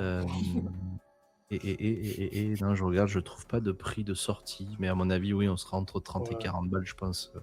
Bon poids pour la sortie. Après, à voir dans le temps comment ça va tenir. Ouais. Enfin, en tout cas, le truc me plaît. C'est très rigolo. Je sais pas si je sauterai dessus à la sortie, mais peut-être que je me laisserai tenter dans le temps pour essayer d'y jouer parce que ça a l'air très fun. Par contre, faut vraiment pas être épileptique ou faut vraiment pas avoir des problèmes de vue parce que je pense que là, il y a de quoi t'éclater la rétine quand même. si c'est l'héritage de Jet Set Radio, effectivement, Ouais. oui. Et c'est un jeu japonais, parce que enfin, en tout cas, c'est tout écrit en japonais, j'aurais les screens. C'est bizarre d'arriver à lire d'ailleurs, mais.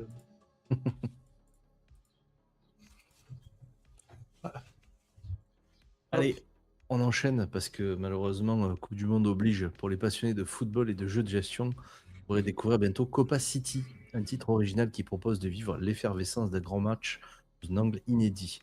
Plutôt que d'incarner un joueur ou un entraîneur, les joueurs doivent affronter l'ensemble des événements.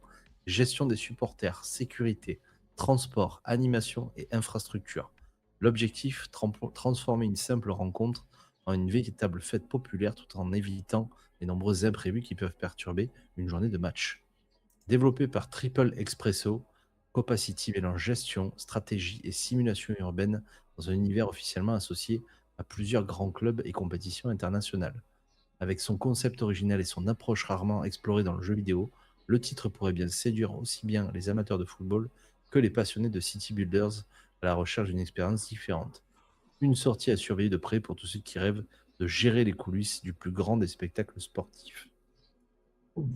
Bon. Pour des gens qui sont pas fans de foot, Voilà. Non seulement ici, on n'a pas beaucoup de fans de foot, mais en plus, je suis en train de regarder les revues. Elles sont moyennes sur Steam.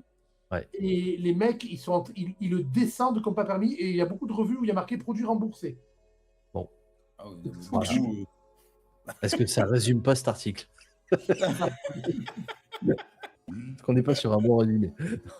oui, bah là, non, mais après, je pense que pour des gens qui sont vraiment fans de foot et qui, comme ils disent, hein, qui sont fans de City Builder, bah, pourquoi pas? Mais bon, pour des gens qui n'en aura rien à faire du foot,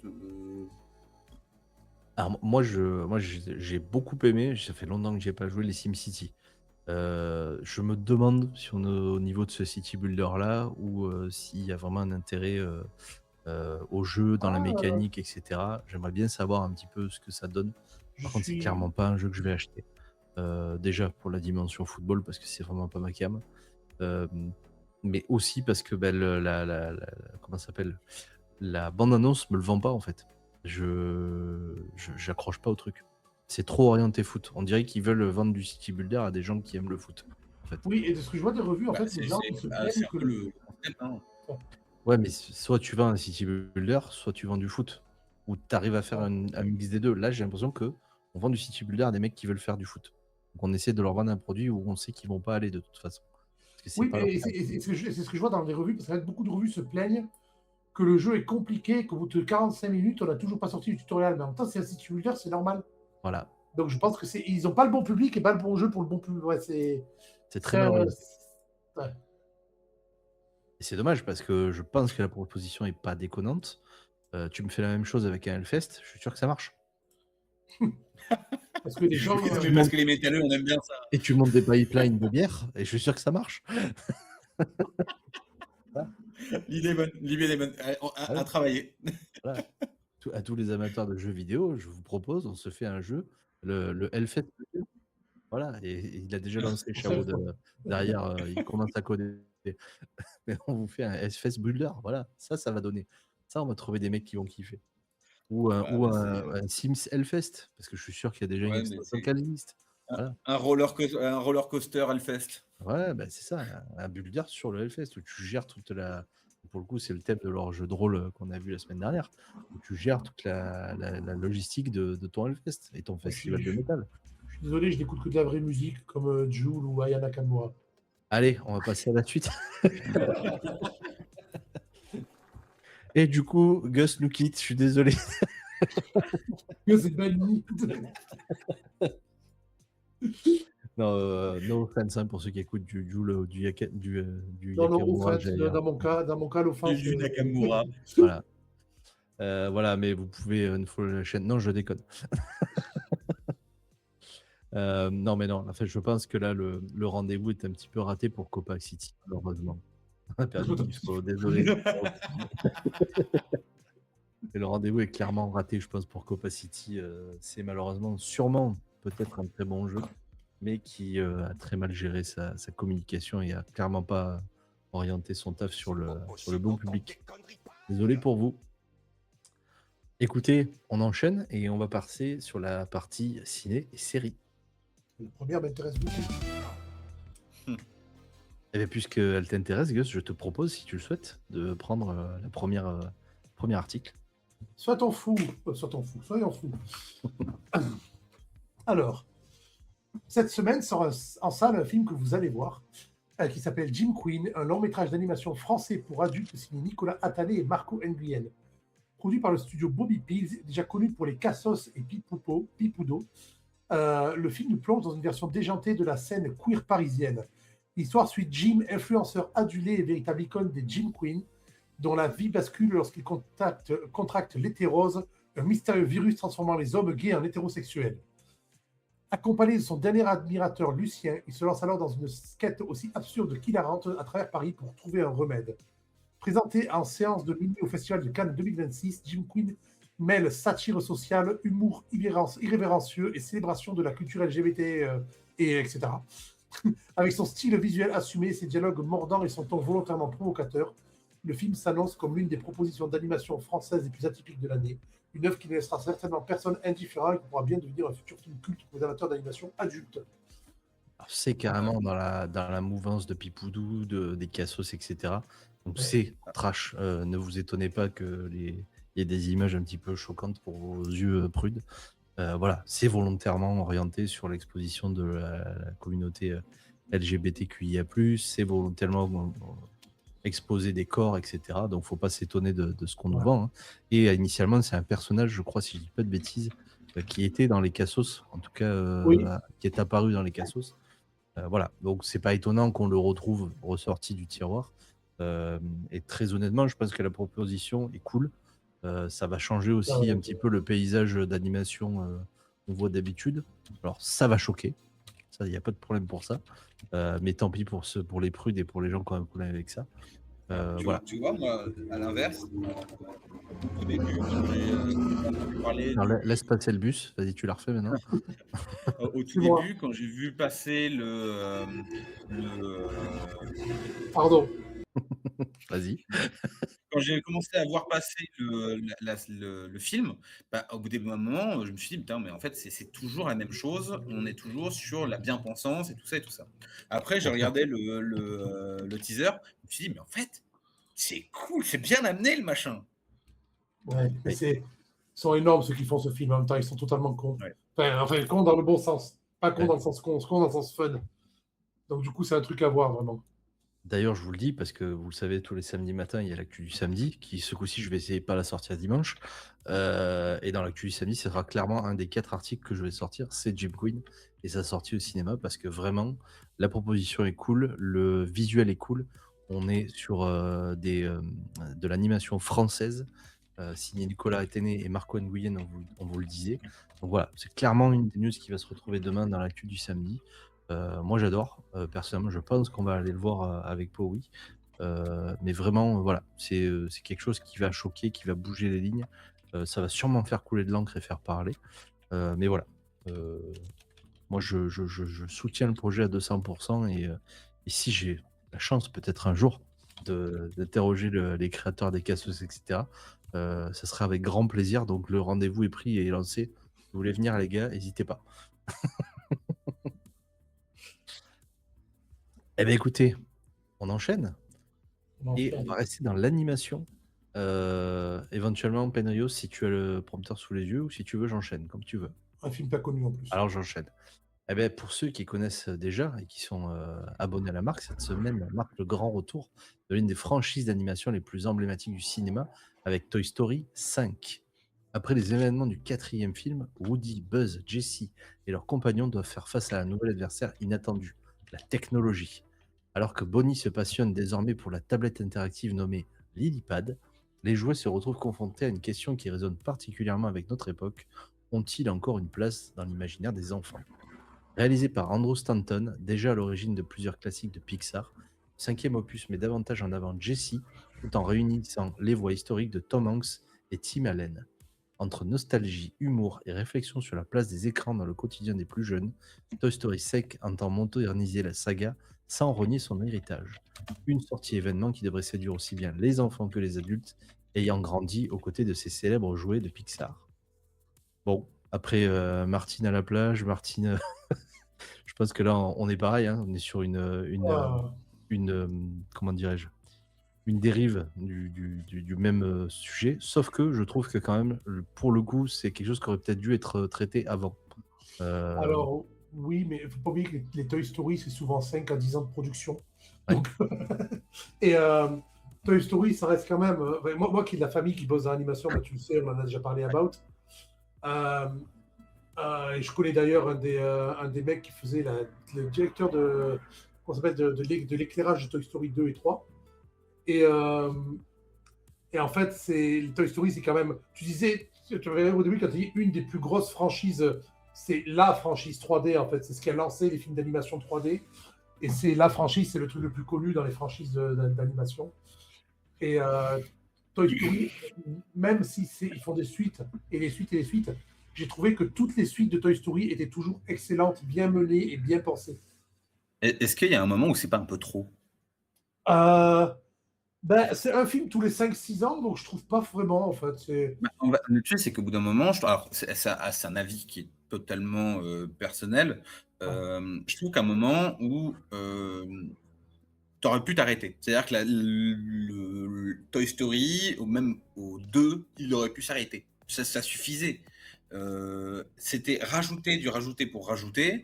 Le scénario, bon, il y en a qui sont plutôt pas trop mal. Le 3, le 4, ça va, mais c'est pas extraordinaire. C'est pas comme Toy Story 1 et 2 où tu es en mode putain, il y a du scénario, il y a quelque chose. Certes, c'est pour tout public, mais c'est trop. Au bout d'un moment, je me rappelle de C'est dans les Cassos où vous avez fait On revient sur les cassos. tu vois, au bout d'un moment, on va y arriver. On va y arriver. Ouais, mais Story je 10. pense, comme dit Pop dans le chat, qu'on n'est plus les publics cibles en fait de Alors, ce on genre est de plus dessin animé. mais il y a quand même des nouvelles thématiques dans chacun des Toy Story. Et, je trouve qu'ils sont intéressants en fait pour les enfants, tu vois, c'est ça, ils sont intéressants. Mais surtout, ils sont bien faits et le scénario est pas ouf dans le sens que tu regardes avec les yeux d'adulte, mais comme dit Pop de Pote et comme on va le dire, si tu le regardes avec des jeux d'enfants ou d'adolescents qui sont en train de grandir, si tu regardes les 5 d'affilée en 2-3 ans, enfin les 5 en 2-3 ans, ben, en fait, tu as vraiment des thématiques qui sont bien pour l'enfance. Et en même temps, si tu y réfléchis, Ouais, parce que là, mais- ça vient de me faire tilter, la thématique qui est abordée là, c'est la thématique que tu pourrais aborder en étant toi-même parent. C'est-à-dire la place du jeu et de l'écran dans la vie de ton enfant. Bon, on a la chance ou le désespoir, chacun jugera, de ne pas être parent, mais quand t'es parent, tu as ce truc de dire, ah putain, tu passes toute ta journée devant l'écran, etc. Va jouer dehors, va machin. En fait, tu vas retrouver peut-être un petit peu ça. C'est pour ça que je disais que c'est peut-être un thème qui aurait dû être abordé avant, mais avant, il y a eu d'autres thèmes abordés. Le fait de grandir, de passer à l'adolescence, etc. Et en fait, si tu regardes dans le cheminement, parce que je viens quand même de me faire mal et de regarder que le premier Toy Story date de 96, dans le cheminement, c'est notre évolution à nous dans notre vie d'adulte, d'ado, etc., qui s'est un petit peu transposé à l'évolution de Toy Story. Et ça, en fait, c'est quand même pas mal pour un dessin animé qui a quand même 30 ans, quoi. Donc, bien sûr. Mais il nous je suit, en sais fait, pas. mais on s'en rend Non. peut-être pas compte. Alors, je vais Mais rajouter peut-être, une toi, chose. Excuse-moi, je vais rajouter une chose. Je prends je prends l'antenne. On Il faut. t'entend, mais- Si, on m'entend. Juste à préciser, on a failli ne jamais voir le jour aussi de Toy Story à l'époque parce qu'ils avaient perdu tous les rushs Oui. sur le serveur. Et c'est la co-directrice en fait Ouais. qui avait fait une sauvegarde de tout Toy Story chez elle sur une clé USB. Oui. À l'époque, c'était sur une clé USB, c'était vraiment tout petit ou un disque dur, je ne sais pas comment elle a C'est un sauvegardé. disque dur externe, Et c'est grâce à ça. pas- Voilà, c'est sur un disque dur, mais c'était grâce à ça que on a pu avoir Toy Story. Sinon, on aurait complètement perdu. Et c'était aussi la mort complète de de l'animation en l'animation. général. Voilà. Ouais, c'était la mort complète et il mettait les clés sous la porte. Ah, si T'imagines Toy Story sortait pas une personne qui a ramené du travail à la maison a sauvé une industrie. Ouais. Et truc marrant d'ailleurs, on crédite souvent Toy Story comme étant le premier film d'animation entièrement en 3D. Mais est-ce que Non, vous il y en a- savez que il y en a 2 ans un avant, sérieux. Il y en a un 2 ans très vieux avant. aussi, qui est en 3D, mais qu'on n'a jamais. Je me souviendrai pas du nom, faudrait que je vous le retrouve. C'était pas de la même. En fait, c'était pas le même type de 3D, c'était de la 3D calculée en fil de fer avec des fausses textures et tout. Ça, ouais. Mais en fait, 2 ans avant, on avait une série télé française en Comme 3D entièrement de 2 ou 3 saisons. Code Lyoko. Non, c'est pas ça. Et si quelqu'un arrive à trouver, il y a 26 épisodes, voilà. Quelqu'un arrive à trouver le nom de la série, c'est 2 saisons. 2 saisons, 26 épisodes. Et Ouais, ça parce que- parle de quelque chose dont on a déjà parlé dans le 18-20 là. Quand on a parlé des jeux de rôle au début, on a parlé d'un truc qui était pas loin. Parce que c'était pas Insectopia, mais c'était Insector. Ok. Ah, oula. Si vous connaissez cette série, Pas du tout. parce que vous êtes trop jeune, parce que moi je l'ai vu. Je suis trop jeune, ouais. Insector était une série entièrement en 3D et c'est aujourd'hui crédité comme étant le premier média entièrement en 3D qui passait à la télé. Ah ouais. Mais du coup, est-ce qu'il n'y avait pas aussi avant Roger Rabbit? Bon, j'ai Qui veut la envie peau de Roger Rabbit? c'est pas de la 3D du tout, c'est du Pas de la dessin 3D. classique. Ouais. Non, celui auquel je pensais, voilà, c'est ça. Parce que je l'avais vu quand je suis allé à Lyon, au musée des Frères Lumière. Ça s'appelle The Power of Love. C'était dans les années 20, pour vous dire. C'est le premier film en 3 dimensions. Alors, en 3 dimensions, Non, c'est pas de la 3D. Non. c'est Tu confonds 3 dimensions et 3D informatique. C'est pas Oui. pareil du tout. Et c'est pour ça que j'allais préciser. C'est pas de la 3 dimensions au sens où on l'entend. C'est de l'anaglyphe. Voilà. Oui, en fait, si tu le regardes avec 2 yeux dans le truc, tu vois le dessin sortir de l'écran. C'est de la 3D qui représente l'écran. Alors que la 3D dont on parle là, c'est juste de l'animation 3D sur ordinateur. Ce n'est pas la même technologie du tout. Ça partage juste un même nom. C'est. Ah non, pour ce qui est de l'animation 3D, le premier truc qu'on a eu, c'était Insector. Et c'était assez marrant. Mais sur ça, la première apparition de 3D, ça a été. On a eu Abyss. Et on a eu un chevalier dans un film pour enfants, où à un moment, il y a un chevalier qui sort dans l'écran, et c'est le premier personnage 3D qui a été intégré dans un film, du coup, qui a été fait dans l'animation, et je sais plus dans quel film c'était, mais c'était un très vieux film des années 80, 86 ou 87, et du coup, ça leur a pris genre 6 mois pour calculer juste le personnage qui apparaît 30 secondes à l'écran. Quel enfer. Et T'imagines, déjà rien que nous, quand je faisais de la 3D, rien que pour un rendu, il fallait, je crois, 3 heures. ouais. Mais là, c'est un enfer. Et imagine-toi qu'aujourd'hui, il y a des mecs qui ont regardé, ils ont dit, voilà, Toy Story, en fait, ils peuvent le rendre à la qualité qu'il était d'origine 50 fois en même temps sur leur ordinateur. Oh là là. En temps réel. Tu vois, ils peuvent faire 50 Toy Story en même temps qui passent à la vitesse réelle sans que leur ordinateur rame. Et moi qui me plains de dérocher les épisodes du 18-20 en 45 minutes alors qu'ils durent 2 heures.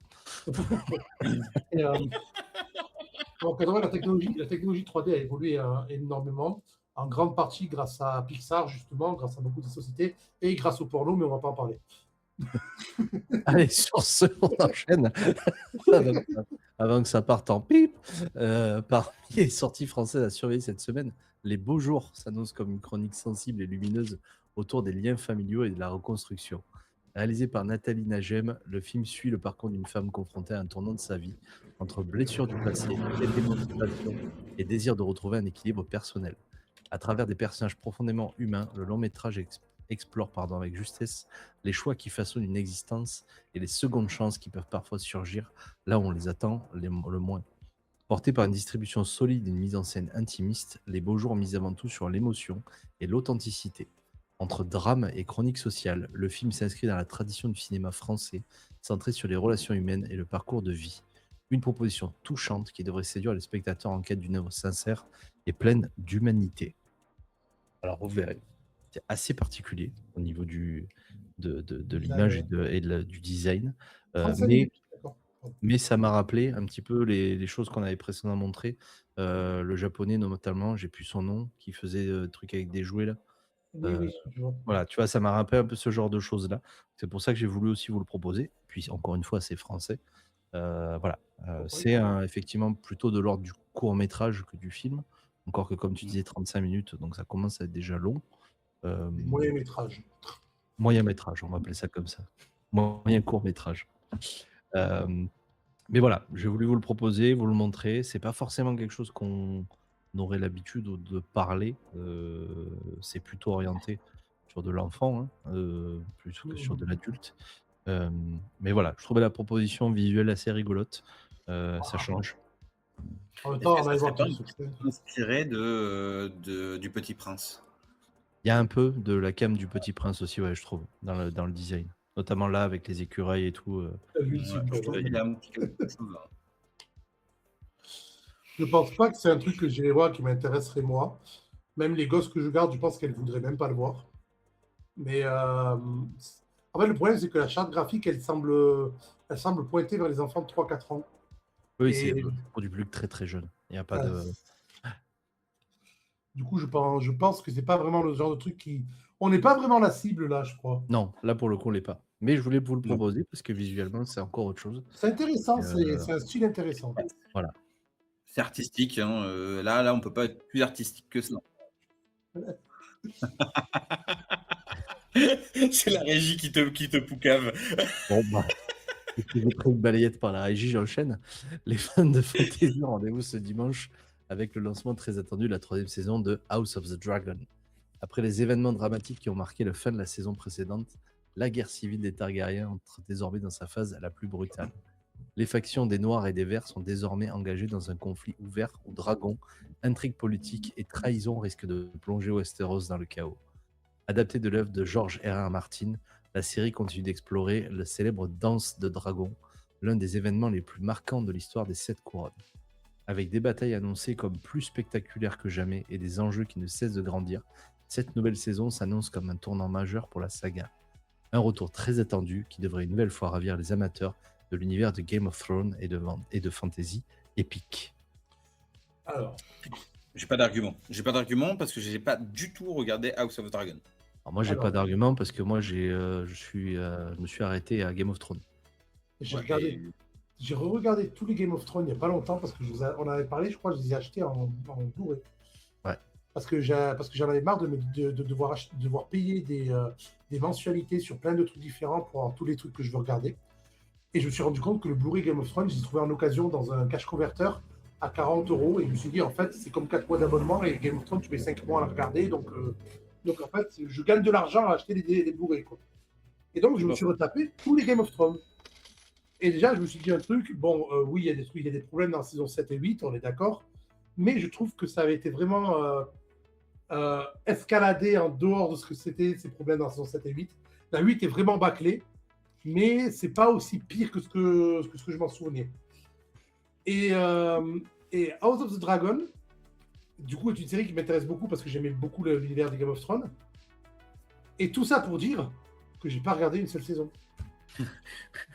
Bravo. Merci, Gus. Merci beaucoup. Mais en tout cas, là où, tu vois, je trouve que s'ils refont comme a fait Game of Thrones, c'est-à-dire que ça a commencé pépite. C'est Game of Thrones, ça a commencé, mais génial. Mais comment ils ont pu se chier pareil sur une finalité de Ah, mais Fénard? c'est simple. Contrat, 8 saisons, pas plus. Voilà. C'est le Ouais, problème. mais bon. Ils auraient fait la saison 7 et 8 en 7, 8, 9, 10 et avec les écrivains qui sont encore motivés, etc. Ça aurait fait un truc 100 fois mieux. En gardant la même trame de fond, ils auraient pu faire quelque chose de beaucoup mieux. Mais ils ont été rushés, des problèmes de production, des problèmes de machin. Mais le truc, c'est que ça rapportait du pognon. Donc, pourquoi s'arrêter sur un truc et faire de la merde Alors, Bah, pour avoir du pognon? Alors, je vais vous dire quelque chose, il faudra utiliser vos méninges. C'est ça quand tu veux faire des choses étranges. attends. Stranger Things, ok. Ouais. On est parti sur Stranger Things. Voilà. Non, mais là. Alors, Stranger Things, c'est pas la même proposition. Non, le gros problème qu'il y a, c'est que en fait, au fur et à mesure des livres, George R.R. Martin a lui-même perdu confiance en ses propres livres, à sa propre histoire. Il avait déjà une fin prévue de base, et je pense qu'il y a des éléments, parce que la série a dépassé les livres assez vite, et je pense qu'il y a des événements qui sont arrivés, même si la série n'est pas la même que les livres. Il a dit que la série déviait des livres exprès pour que les gens s'y retrouvent quand même en lisant les livres. Et je pense que les éléments qu'ils voulaient mettre dans les livres, ils ont vu qu'ils ont été très mal reçus dans la série, et ça a démotivé, il a arrêté. Et du coup, c'est à partir de là que c'est parti en couille, à mon avis. Ouais, du coup, comme disait Pop de Pop, apparemment la saga est finie de House of Dragon. Donc du coup, en Ouais, fait, ils peut-être. ont juste à suivre les deux. Non, peut-être ce sera mieux dans Dragon. Mais dans tous Bah, les cas, les 6 premières saisons de si, Game of si Thrones, c'est déjà quand tout même est assez fini sympa. et que tout est et qu'il y a une continuité, je pense que déjà ils vont pas, ils vont moins se chier sur une finalité qui n'existait pas. Ouais, c'est fort possible. Eh bien, Et je pense que écoutez, le gros problème, c'est aussi que, ouais, comme je disais, que George R. R. Martin a eu un retour sur la suite de sa série avant de l'écrire, et que du coup, ça l'a mentalement tué. eh ben, on termine sur ça, si ça vous va. On t'a vu sur la mort de George R. R. Martin. Voilà. Non. Non. Non, s'il vous plaît, c'est une sale fin, ça. Il est encore en vie si jamais, il va bien. Hein. Eh, écoute, comme tu as l'air particulièrement en forme, mon Regardez ami House Gus, of Dragon. on va partir sur toi. Il va falloir assurer après la mort Hein de George R. R. Martin. Je vais tout tendance à déconner. Eh ben, c'est parti. Jingle pour l'interview de l'invité.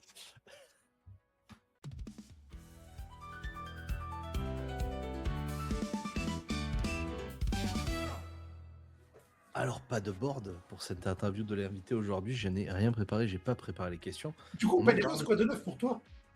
Non, c'est toi, Gus. C'est toi dont on va parler. Mais on parle de tes projets depuis un petit moment. Écoute, Oui. parle-nous de ton jeu de rôle, de ton livre et Pour de ceux ton qui ne me connaissent univers. pas. On va faire comme si vous ne me connaissiez pas. Tout à fait. Bonjour, je m'appelle Gus et je vends des choses vachement bien achetées. Non, c'est, j'ai créé donc du coup un jeu de rôle pour ceux qui ne savent pas, qui s'appelle Les Chroniques de Reaper, qui est disponible en PDF sur Patreon que vous voyez à l'écran en ce moment. Si tu vas dans dans la boutique, en fait, c'est plus facile parce que tu as les trucs. Raconte-nous une histoire, Libéria. Et en fait, de ce jeu de rôle que je crée depuis 1999, donc ça fait un moment, j'ai énormément de lore autour. Et vérification de sécurité en cours. Et, et du coup, j'en ai même écrit des romans. Donc, j'ai prévu 10 romans que, comme Georges R. R. Martin, je vais arrêter au milieu. Hein. Et, j'ai prévu 10 romans. Donc, il y en a 2 qui sont sortis. Ils sont en version physique, mais seulement à très peu d'exemplaires, ce qui fait que il m'en reste déjà plus que 6 de chaque. Enfin, 6 et 8. Et ces romans, en fait, s'inscrivent dans le monde du jeu de rôle, mais il n'y a pas besoin de connaître le jeu de rôle pour les lire. Et surtout, il y a un truc que je fais beaucoup, c'est que mes romans se suivent, mais ils peuvent se lire indépendamment les uns des autres. Je n'aime pas quand on retrouve les mêmes personnages, il y a un fil rouge dans les romans, mais en fait, mes romans, si on lit le deuxième roman, en fait, on ne sera pas forcément perdu. Ce sera moins intéressant de lire le deuxième avant d'avoir lu le premier, mais c'est quand même faisable. Vous ne serez pas perdu dans l'histoire, vous ne serez pas en train de vous dire, mais qui c'est ce mec, mais pourquoi je lis ça, quoi. Ce qui est quelque chose qui m'énerve beaucoup dans certaines séries de livres, c'est quand tu prends le troisième livre, tu ne peux pas comprendre si tu n'as pas lu le 1 et le 2. Ce qui paraît logique quand on prend les trucs dans la suite, mais je sais pas, moi j'écris comme ça. C'est ma façon de voir les choses. Qu'est-ce qu'on on retrouve peut les comme récupérer univers où ces livres? Directement sur Patreon ou tu fais aussi des salons? Alors, je fais aussi des salons, justement. J'en ai fait 4 les 4 dernières semaines. C'est pour ça que ce week-end, j'en fais pas. Parce que je commence entre le boulot la semaine et les salons le week-end, je commence à saturer. Et sinon, ça, ils ne sont pas disponibles sur Internet pour l'instant parce que, du coup, en faisant ces salons, j'ai fait la connaissance de pas mal d'auteurs, dont des mecs super cool qui ont des livres super bien, mais je vais arrêter d'en parler parce que j'arrête pas de faire... Dernièrement, sur mon stream, quand on me dit t'as fait quoi pendant un salon, déjà, j'ai rencontré un auteur super cool et je fais la pub pour son livre à lui, donc je vais éviter de faire ça maintenant. et du coup, ils m'ont donné des trucs pour faire imprimer mes livres en plus grande série. Donc, je vais aller voir ça. Et pour essayer de les avoir plus et de les avoir disponibles à la commande qui seront du coup sur Etsy, je pense, parce que normalement, on n'est pas censé vendre de choses physiques sur Patreon. Donc, donc voilà, et ces salons, le prochain salon que j'ai, pour l'instant, normalement, je suis censé en avoir un le deuxième week-end de juillet, c'est le troisième, pardon. C'est pas le 11-12, c'est celui d'après, donc c'est le 18-19, je suis censé avoir un salon qui sera dans les Alpes.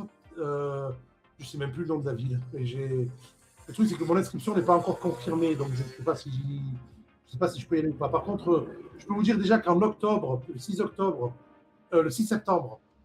En octobre et en décembre, je suis déjà à La Frette et à Saint-Étienne-de-Saint-Jouard, qui sont des villes que vous connaissez tous totalement. Ce sont des villages du centre de la France, entre Grenoble et Lyon. Et ce sont des petits salons, donc c'est vraiment des trucs qui sont... Bon, Saint-Étienne-de-Saint-Jouard, c'est un peu plus grand, mais c'est vers l'aéroport de Grenoble, si vous préférez. Voilà, vous cherchez l'aéroport de Grenoble et vous avez les deux villages. C'est bon, j'ai. Et en fait, je serai là-bas en septembre, en octobre et en décembre. Mais par contre, pour les autres de cet été, je vais en faire pas mal, mais je mettrai des news sur les réseaux sociaux, forcément. Mais je ne vais pas en faire trop loin de chez moi parce que ma voiture fatigue et moi aussi. Donc, Et du coup, dans ton univers, est-ce que tu peux nous expliquer un petit peu qu'est-ce qui se passe? qu'est-ce qui se passe dans mon univers? Alors, dans le premier, il s'appelle Par-delà le mur, le premier livre, et du coup, dans mon univers, il y a des gens qui marchent sur un mur. Donc, en fait, c'est un univers de fantasy. Alors, moi, j'ai toujours dit que c'était un peu de la low fantasy parce que la magie n'était pas vraiment prépondérante dans l'univers. Certains qui ont lu le livre m'ont dit que le premier livre faisait très dark, très policier noir. Et c'est vrai que le premier livre est une enquête policière se passant dans cet univers. Et oui, c'est un univers de fantasy et classique avec des nains, des elfes, des humains et quelques autres espèces qui sont propres à l'univers. Il y a un aspect un peu... ceux qui ont lu, que vous dites qu'il y a un aspect un peu comédie dans le... Il y a quelques aspects comiques dans le livre. Et dans le jeu de rôle, il y a des aspects qui sont très clichés, tout en étant peut-être des fois en jouant exprès sur le cliché. Il y a justement dans les premières pages. Ça va. Alors déjà, c'est pas la première page, c'est la page... Attends. C'est la page 14, ok? et il meurt juste éviscéré, déchiqueté sur son lit, avec le sang qui remplit son matelas. Donc il n'y a rien de trop, il n'y a pas de problème, ok? C'est propre, ça reste dans le matelas, c'est nickel. C'est exactement ça. Bon, d'ailleurs, il y a une scène là où l'héroïne, en fait, elle se cache sous le lit au moment où ça arrive et elle voit les gouttes de sang couler à travers le matelas. Donc, Dis pas tout, ne vends pas le livre. Non, c'est charmant. Alors, du coup, la tranche d'âge pour ce genre de roman, c'est quoi? Ce serait fin d'adolescence, jeune adulte, je pense. À partir de 14-15 ans, enfin 15-16 ans, tu peux lire parce qu'il y a des... Parce que vu ce que lisent des ados, à 14 ans, 15 ans, tu peux commencer à le lire parce que le premier n'est pas très compliqué niveau vocabulaire et niveau écriture. Je n'aime pas quand les trucs sont écrits pour faire de la... quand un livre est écrit pour que le mec flexe son niveau de français. Et la branlette intellectuelle, c'est le mot, c'est le terme que je cherchais. Moi, j'écris des livres pas pour faire une sorte de cours de français, pour raconter des histoires. J'ai une histoire à raconter, comme j'ai dit, qui est en 10 tomes. Et le tome 6 et 7 sont déjà écrits, mais pas le tome 3, 4, 5. Parce que je suis très logique. Et dans ton univers, il y a tout qui est interconnecté. Et d'ailleurs, il y a plusieurs parallèles qui se font. Et notamment, il y a un personnage un petit peu connu de ton univers qui s'appelle Yuki.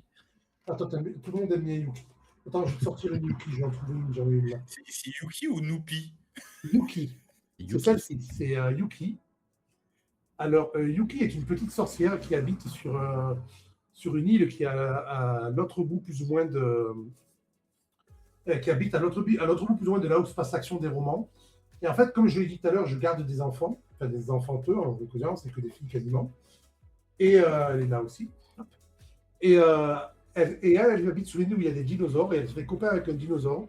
Et je suis en train d'écrire un livre pour enfants avec la Yuki en question qui fait copain avec ce dinosaure-là, qui est un Utahraptor qui s'appelle Nour. Vraiment que je dis le nom du raptor, mais c'est son nom. Et du coup, en fait, tout fait partie dans le même univers. Et ils sont... et Yuki, en fait, le livre va être je vais faire un livre pour les 10-12 ans à peu près, pour les habituer à lire des romans. Du coup, il y aura une page romancée et une page illustration. Comme ça évitera à lire des romans tout en ayant des illustrations à côté. C'est un roman très illustré, en fait. Ça me rappelle les vieux livres de chez Disney pour apprendre... Ouais, voilà, c'est ce genre de livre. Et d'ailleurs, là, vous avez ici, là, à droite, celle où on voit le contre-jour là, c'est une des pages du livre, justement. C'est une des pages du livre parce que j'ai 46 dessins à faire à l'aquarelle en format A3. Et pour l'instant, j'en ai fait 17 parce que c'est long et parce que j'ai des choses à faire. Mais voilà, ça, c'est la page 17, justement, qui est là. Vous avez encore Yuki au-dessus qui est en train de lire, qui est tout en haut. Et vous avez à côté d'autres dessins qui font quasiment tous font partie de mon univers là, de l'univers du jeu de rôle. Parce qu'à côté, je vends des illustrations qui font partie de l'univers du jeu de rôle ou pas forcément. Par exemple, j'ai fait cette illustration-là, celle-là, qui sont des petites souris qui sont dans une botte. C'est là ceux qui ont joué à la première campagne Monster Eater qu'on avait faite avec Bender sur une autre chaîne. Ils la connaissent bien parce que le gérant de la chaîne l'avait mis en fond, cette illustration, parce que c'est Monster Eater et c'est des petites souris. Et je fais des illustrations que je vends à côté, qui sont souvent mignonnes ou moins mignonnes ou réalistes et qui ont du rapport ou pas. Par exemple, celle-là aussi que je vends n'a absolument aucun rapport, c'est juste un aigle. Bon. En tout cas, sache que tu as quand même beaucoup de talent. C'est très bien dessiné, très bien colorié. Non, Tout aquarelle. Mais et du coup, on peut récupérer donc ton livre sur le Patreon. Sur le Patreon, tu as les 2 livres en format EPUB. Tu peux l'acheter en format EPUB et quand tu l'achètes, tu l'as en format EPUB et PDF. Comme ça, selon ta préférence, tu le lis comme tu veux. Pour les romans, on peut les acheter les 2 là-dessus. Pour en physique, donc du coup, c'est que pour ceux et salons pour l'instant.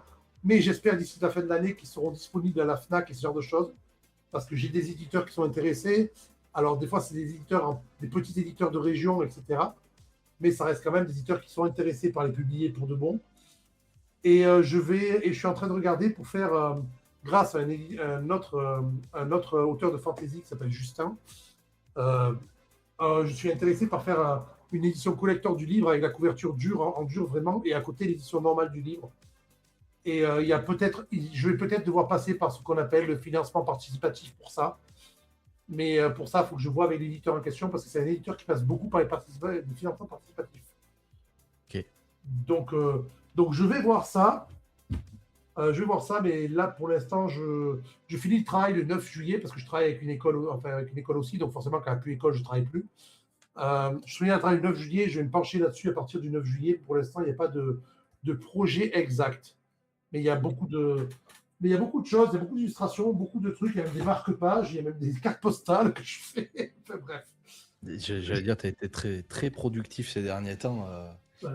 Il y a eu énormément de production, hein, des marque-pages et tout. Ça, c'est le prix des marque-pages quand je suis au salon. Il y avait même- qui sont... Certains ont rapport avec mon univers de marque-pages, mais il y en a, ils n'ont pas de rapport. Par exemple, c'est un truc qui se vend le plus, c'est la femme à l'ombrelle, là. Et derrière, il y a tout ce petit truc. Et ces marque-pages sont souvent dispo et je les donne souvent aussi, mais j'ai énormément de dessins. Et malheureusement, j'ai pas monté le manuel du jeu de rôle parce que je l'ai, sinon en physique, je l'ai imprimé pour moi. Mais j'ai regardé si je voulais le faire imprimer en dur pour le vendre à des gens, le manuel du jeu de rôle en vrai, pour avoir un truc vrai, ce qui est beaucoup plus sympa que d'avoir un PDF, on est d'accord. Malheureusement, si je fais une petite édition, je devrais le vendre 60 € le manuel. Et on est d'accord que 60 € le manuel de jeu de rôle, c'est pas possible.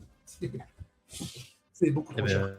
C'est l'occasion de le montrer dans un prochain 18-20, parce que là, Oui. l'émission touche à sa fin. Oui, désolé. Merci beaucoup, merci à vous deux. On va passer très rapidement sur les actus du Cercle de l'Aube qui vont s'enchaîner. Un jingle aussi.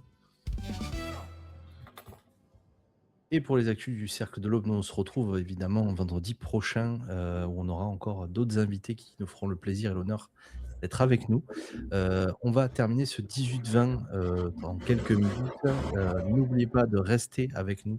À la fin de l'émission, il y a le jingle de fin, bien évidemment.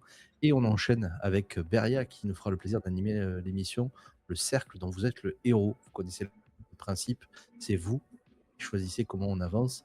Ce soir, vous sélectionnez la prochaine aventure, le prochain personnage, et vous allez découvrir le futur univers dans lequel vous allez évoluer. Et on se retrouve à 20h45 avec toute l'équipe pour le débrief du Quick Start. Je ne sais pas si vous vous rappelez, il y a 15 jours, on a joué au jeu Twilight Sword. Donc ce soir, on débrief avec l'équipe et on va se retrouver comme ça jusqu'à 22h30, 23h pour pouvoir un petit peu vous donner notre ressenti et vous faire un retour sur ce jeu. Voilà. Benario, merci d'avoir accompagné, merci d'avoir été animateur ce soir pour ce 18-20 du Cercle de l'Aube. On est just in time à 3 minutes de la fin, on est bon. C'était avec grand plaisir, merci à toi. Merci pour de l'invitation. m'avoir Ouais. invité. Merci Gus. Voilà, n'hésitez pas, hein, si vous avez besoin. Moi, je suis toujours là, même si je suis pas très souvent sur le cercle de l'Aube. Je suis un membre du cercle, donc n'hésitez pas. Hein, on continue à écrire des textes sur le Geekisphère Show. On va essayer d'en produire un petit peu plus cette année et on va continuer à geeker et à streamer. Moi, je vous attaque avec mon Beria à la fin. Mon Beria, non, ma batte magique. Ton Beria magique, ce sera la fusion des deux. Ce sera un nouveau Pokémon. Messieurs, En tout cas, merci. Merci à tous les gens qui étaient là dans le chat. Merci à ceux qui nous ont regardés sur YouTube et sur les réseaux. Passez tous une très bonne soirée ou très bonne journée quand vous nous regardez. Ciao, bye bye. Bye bye.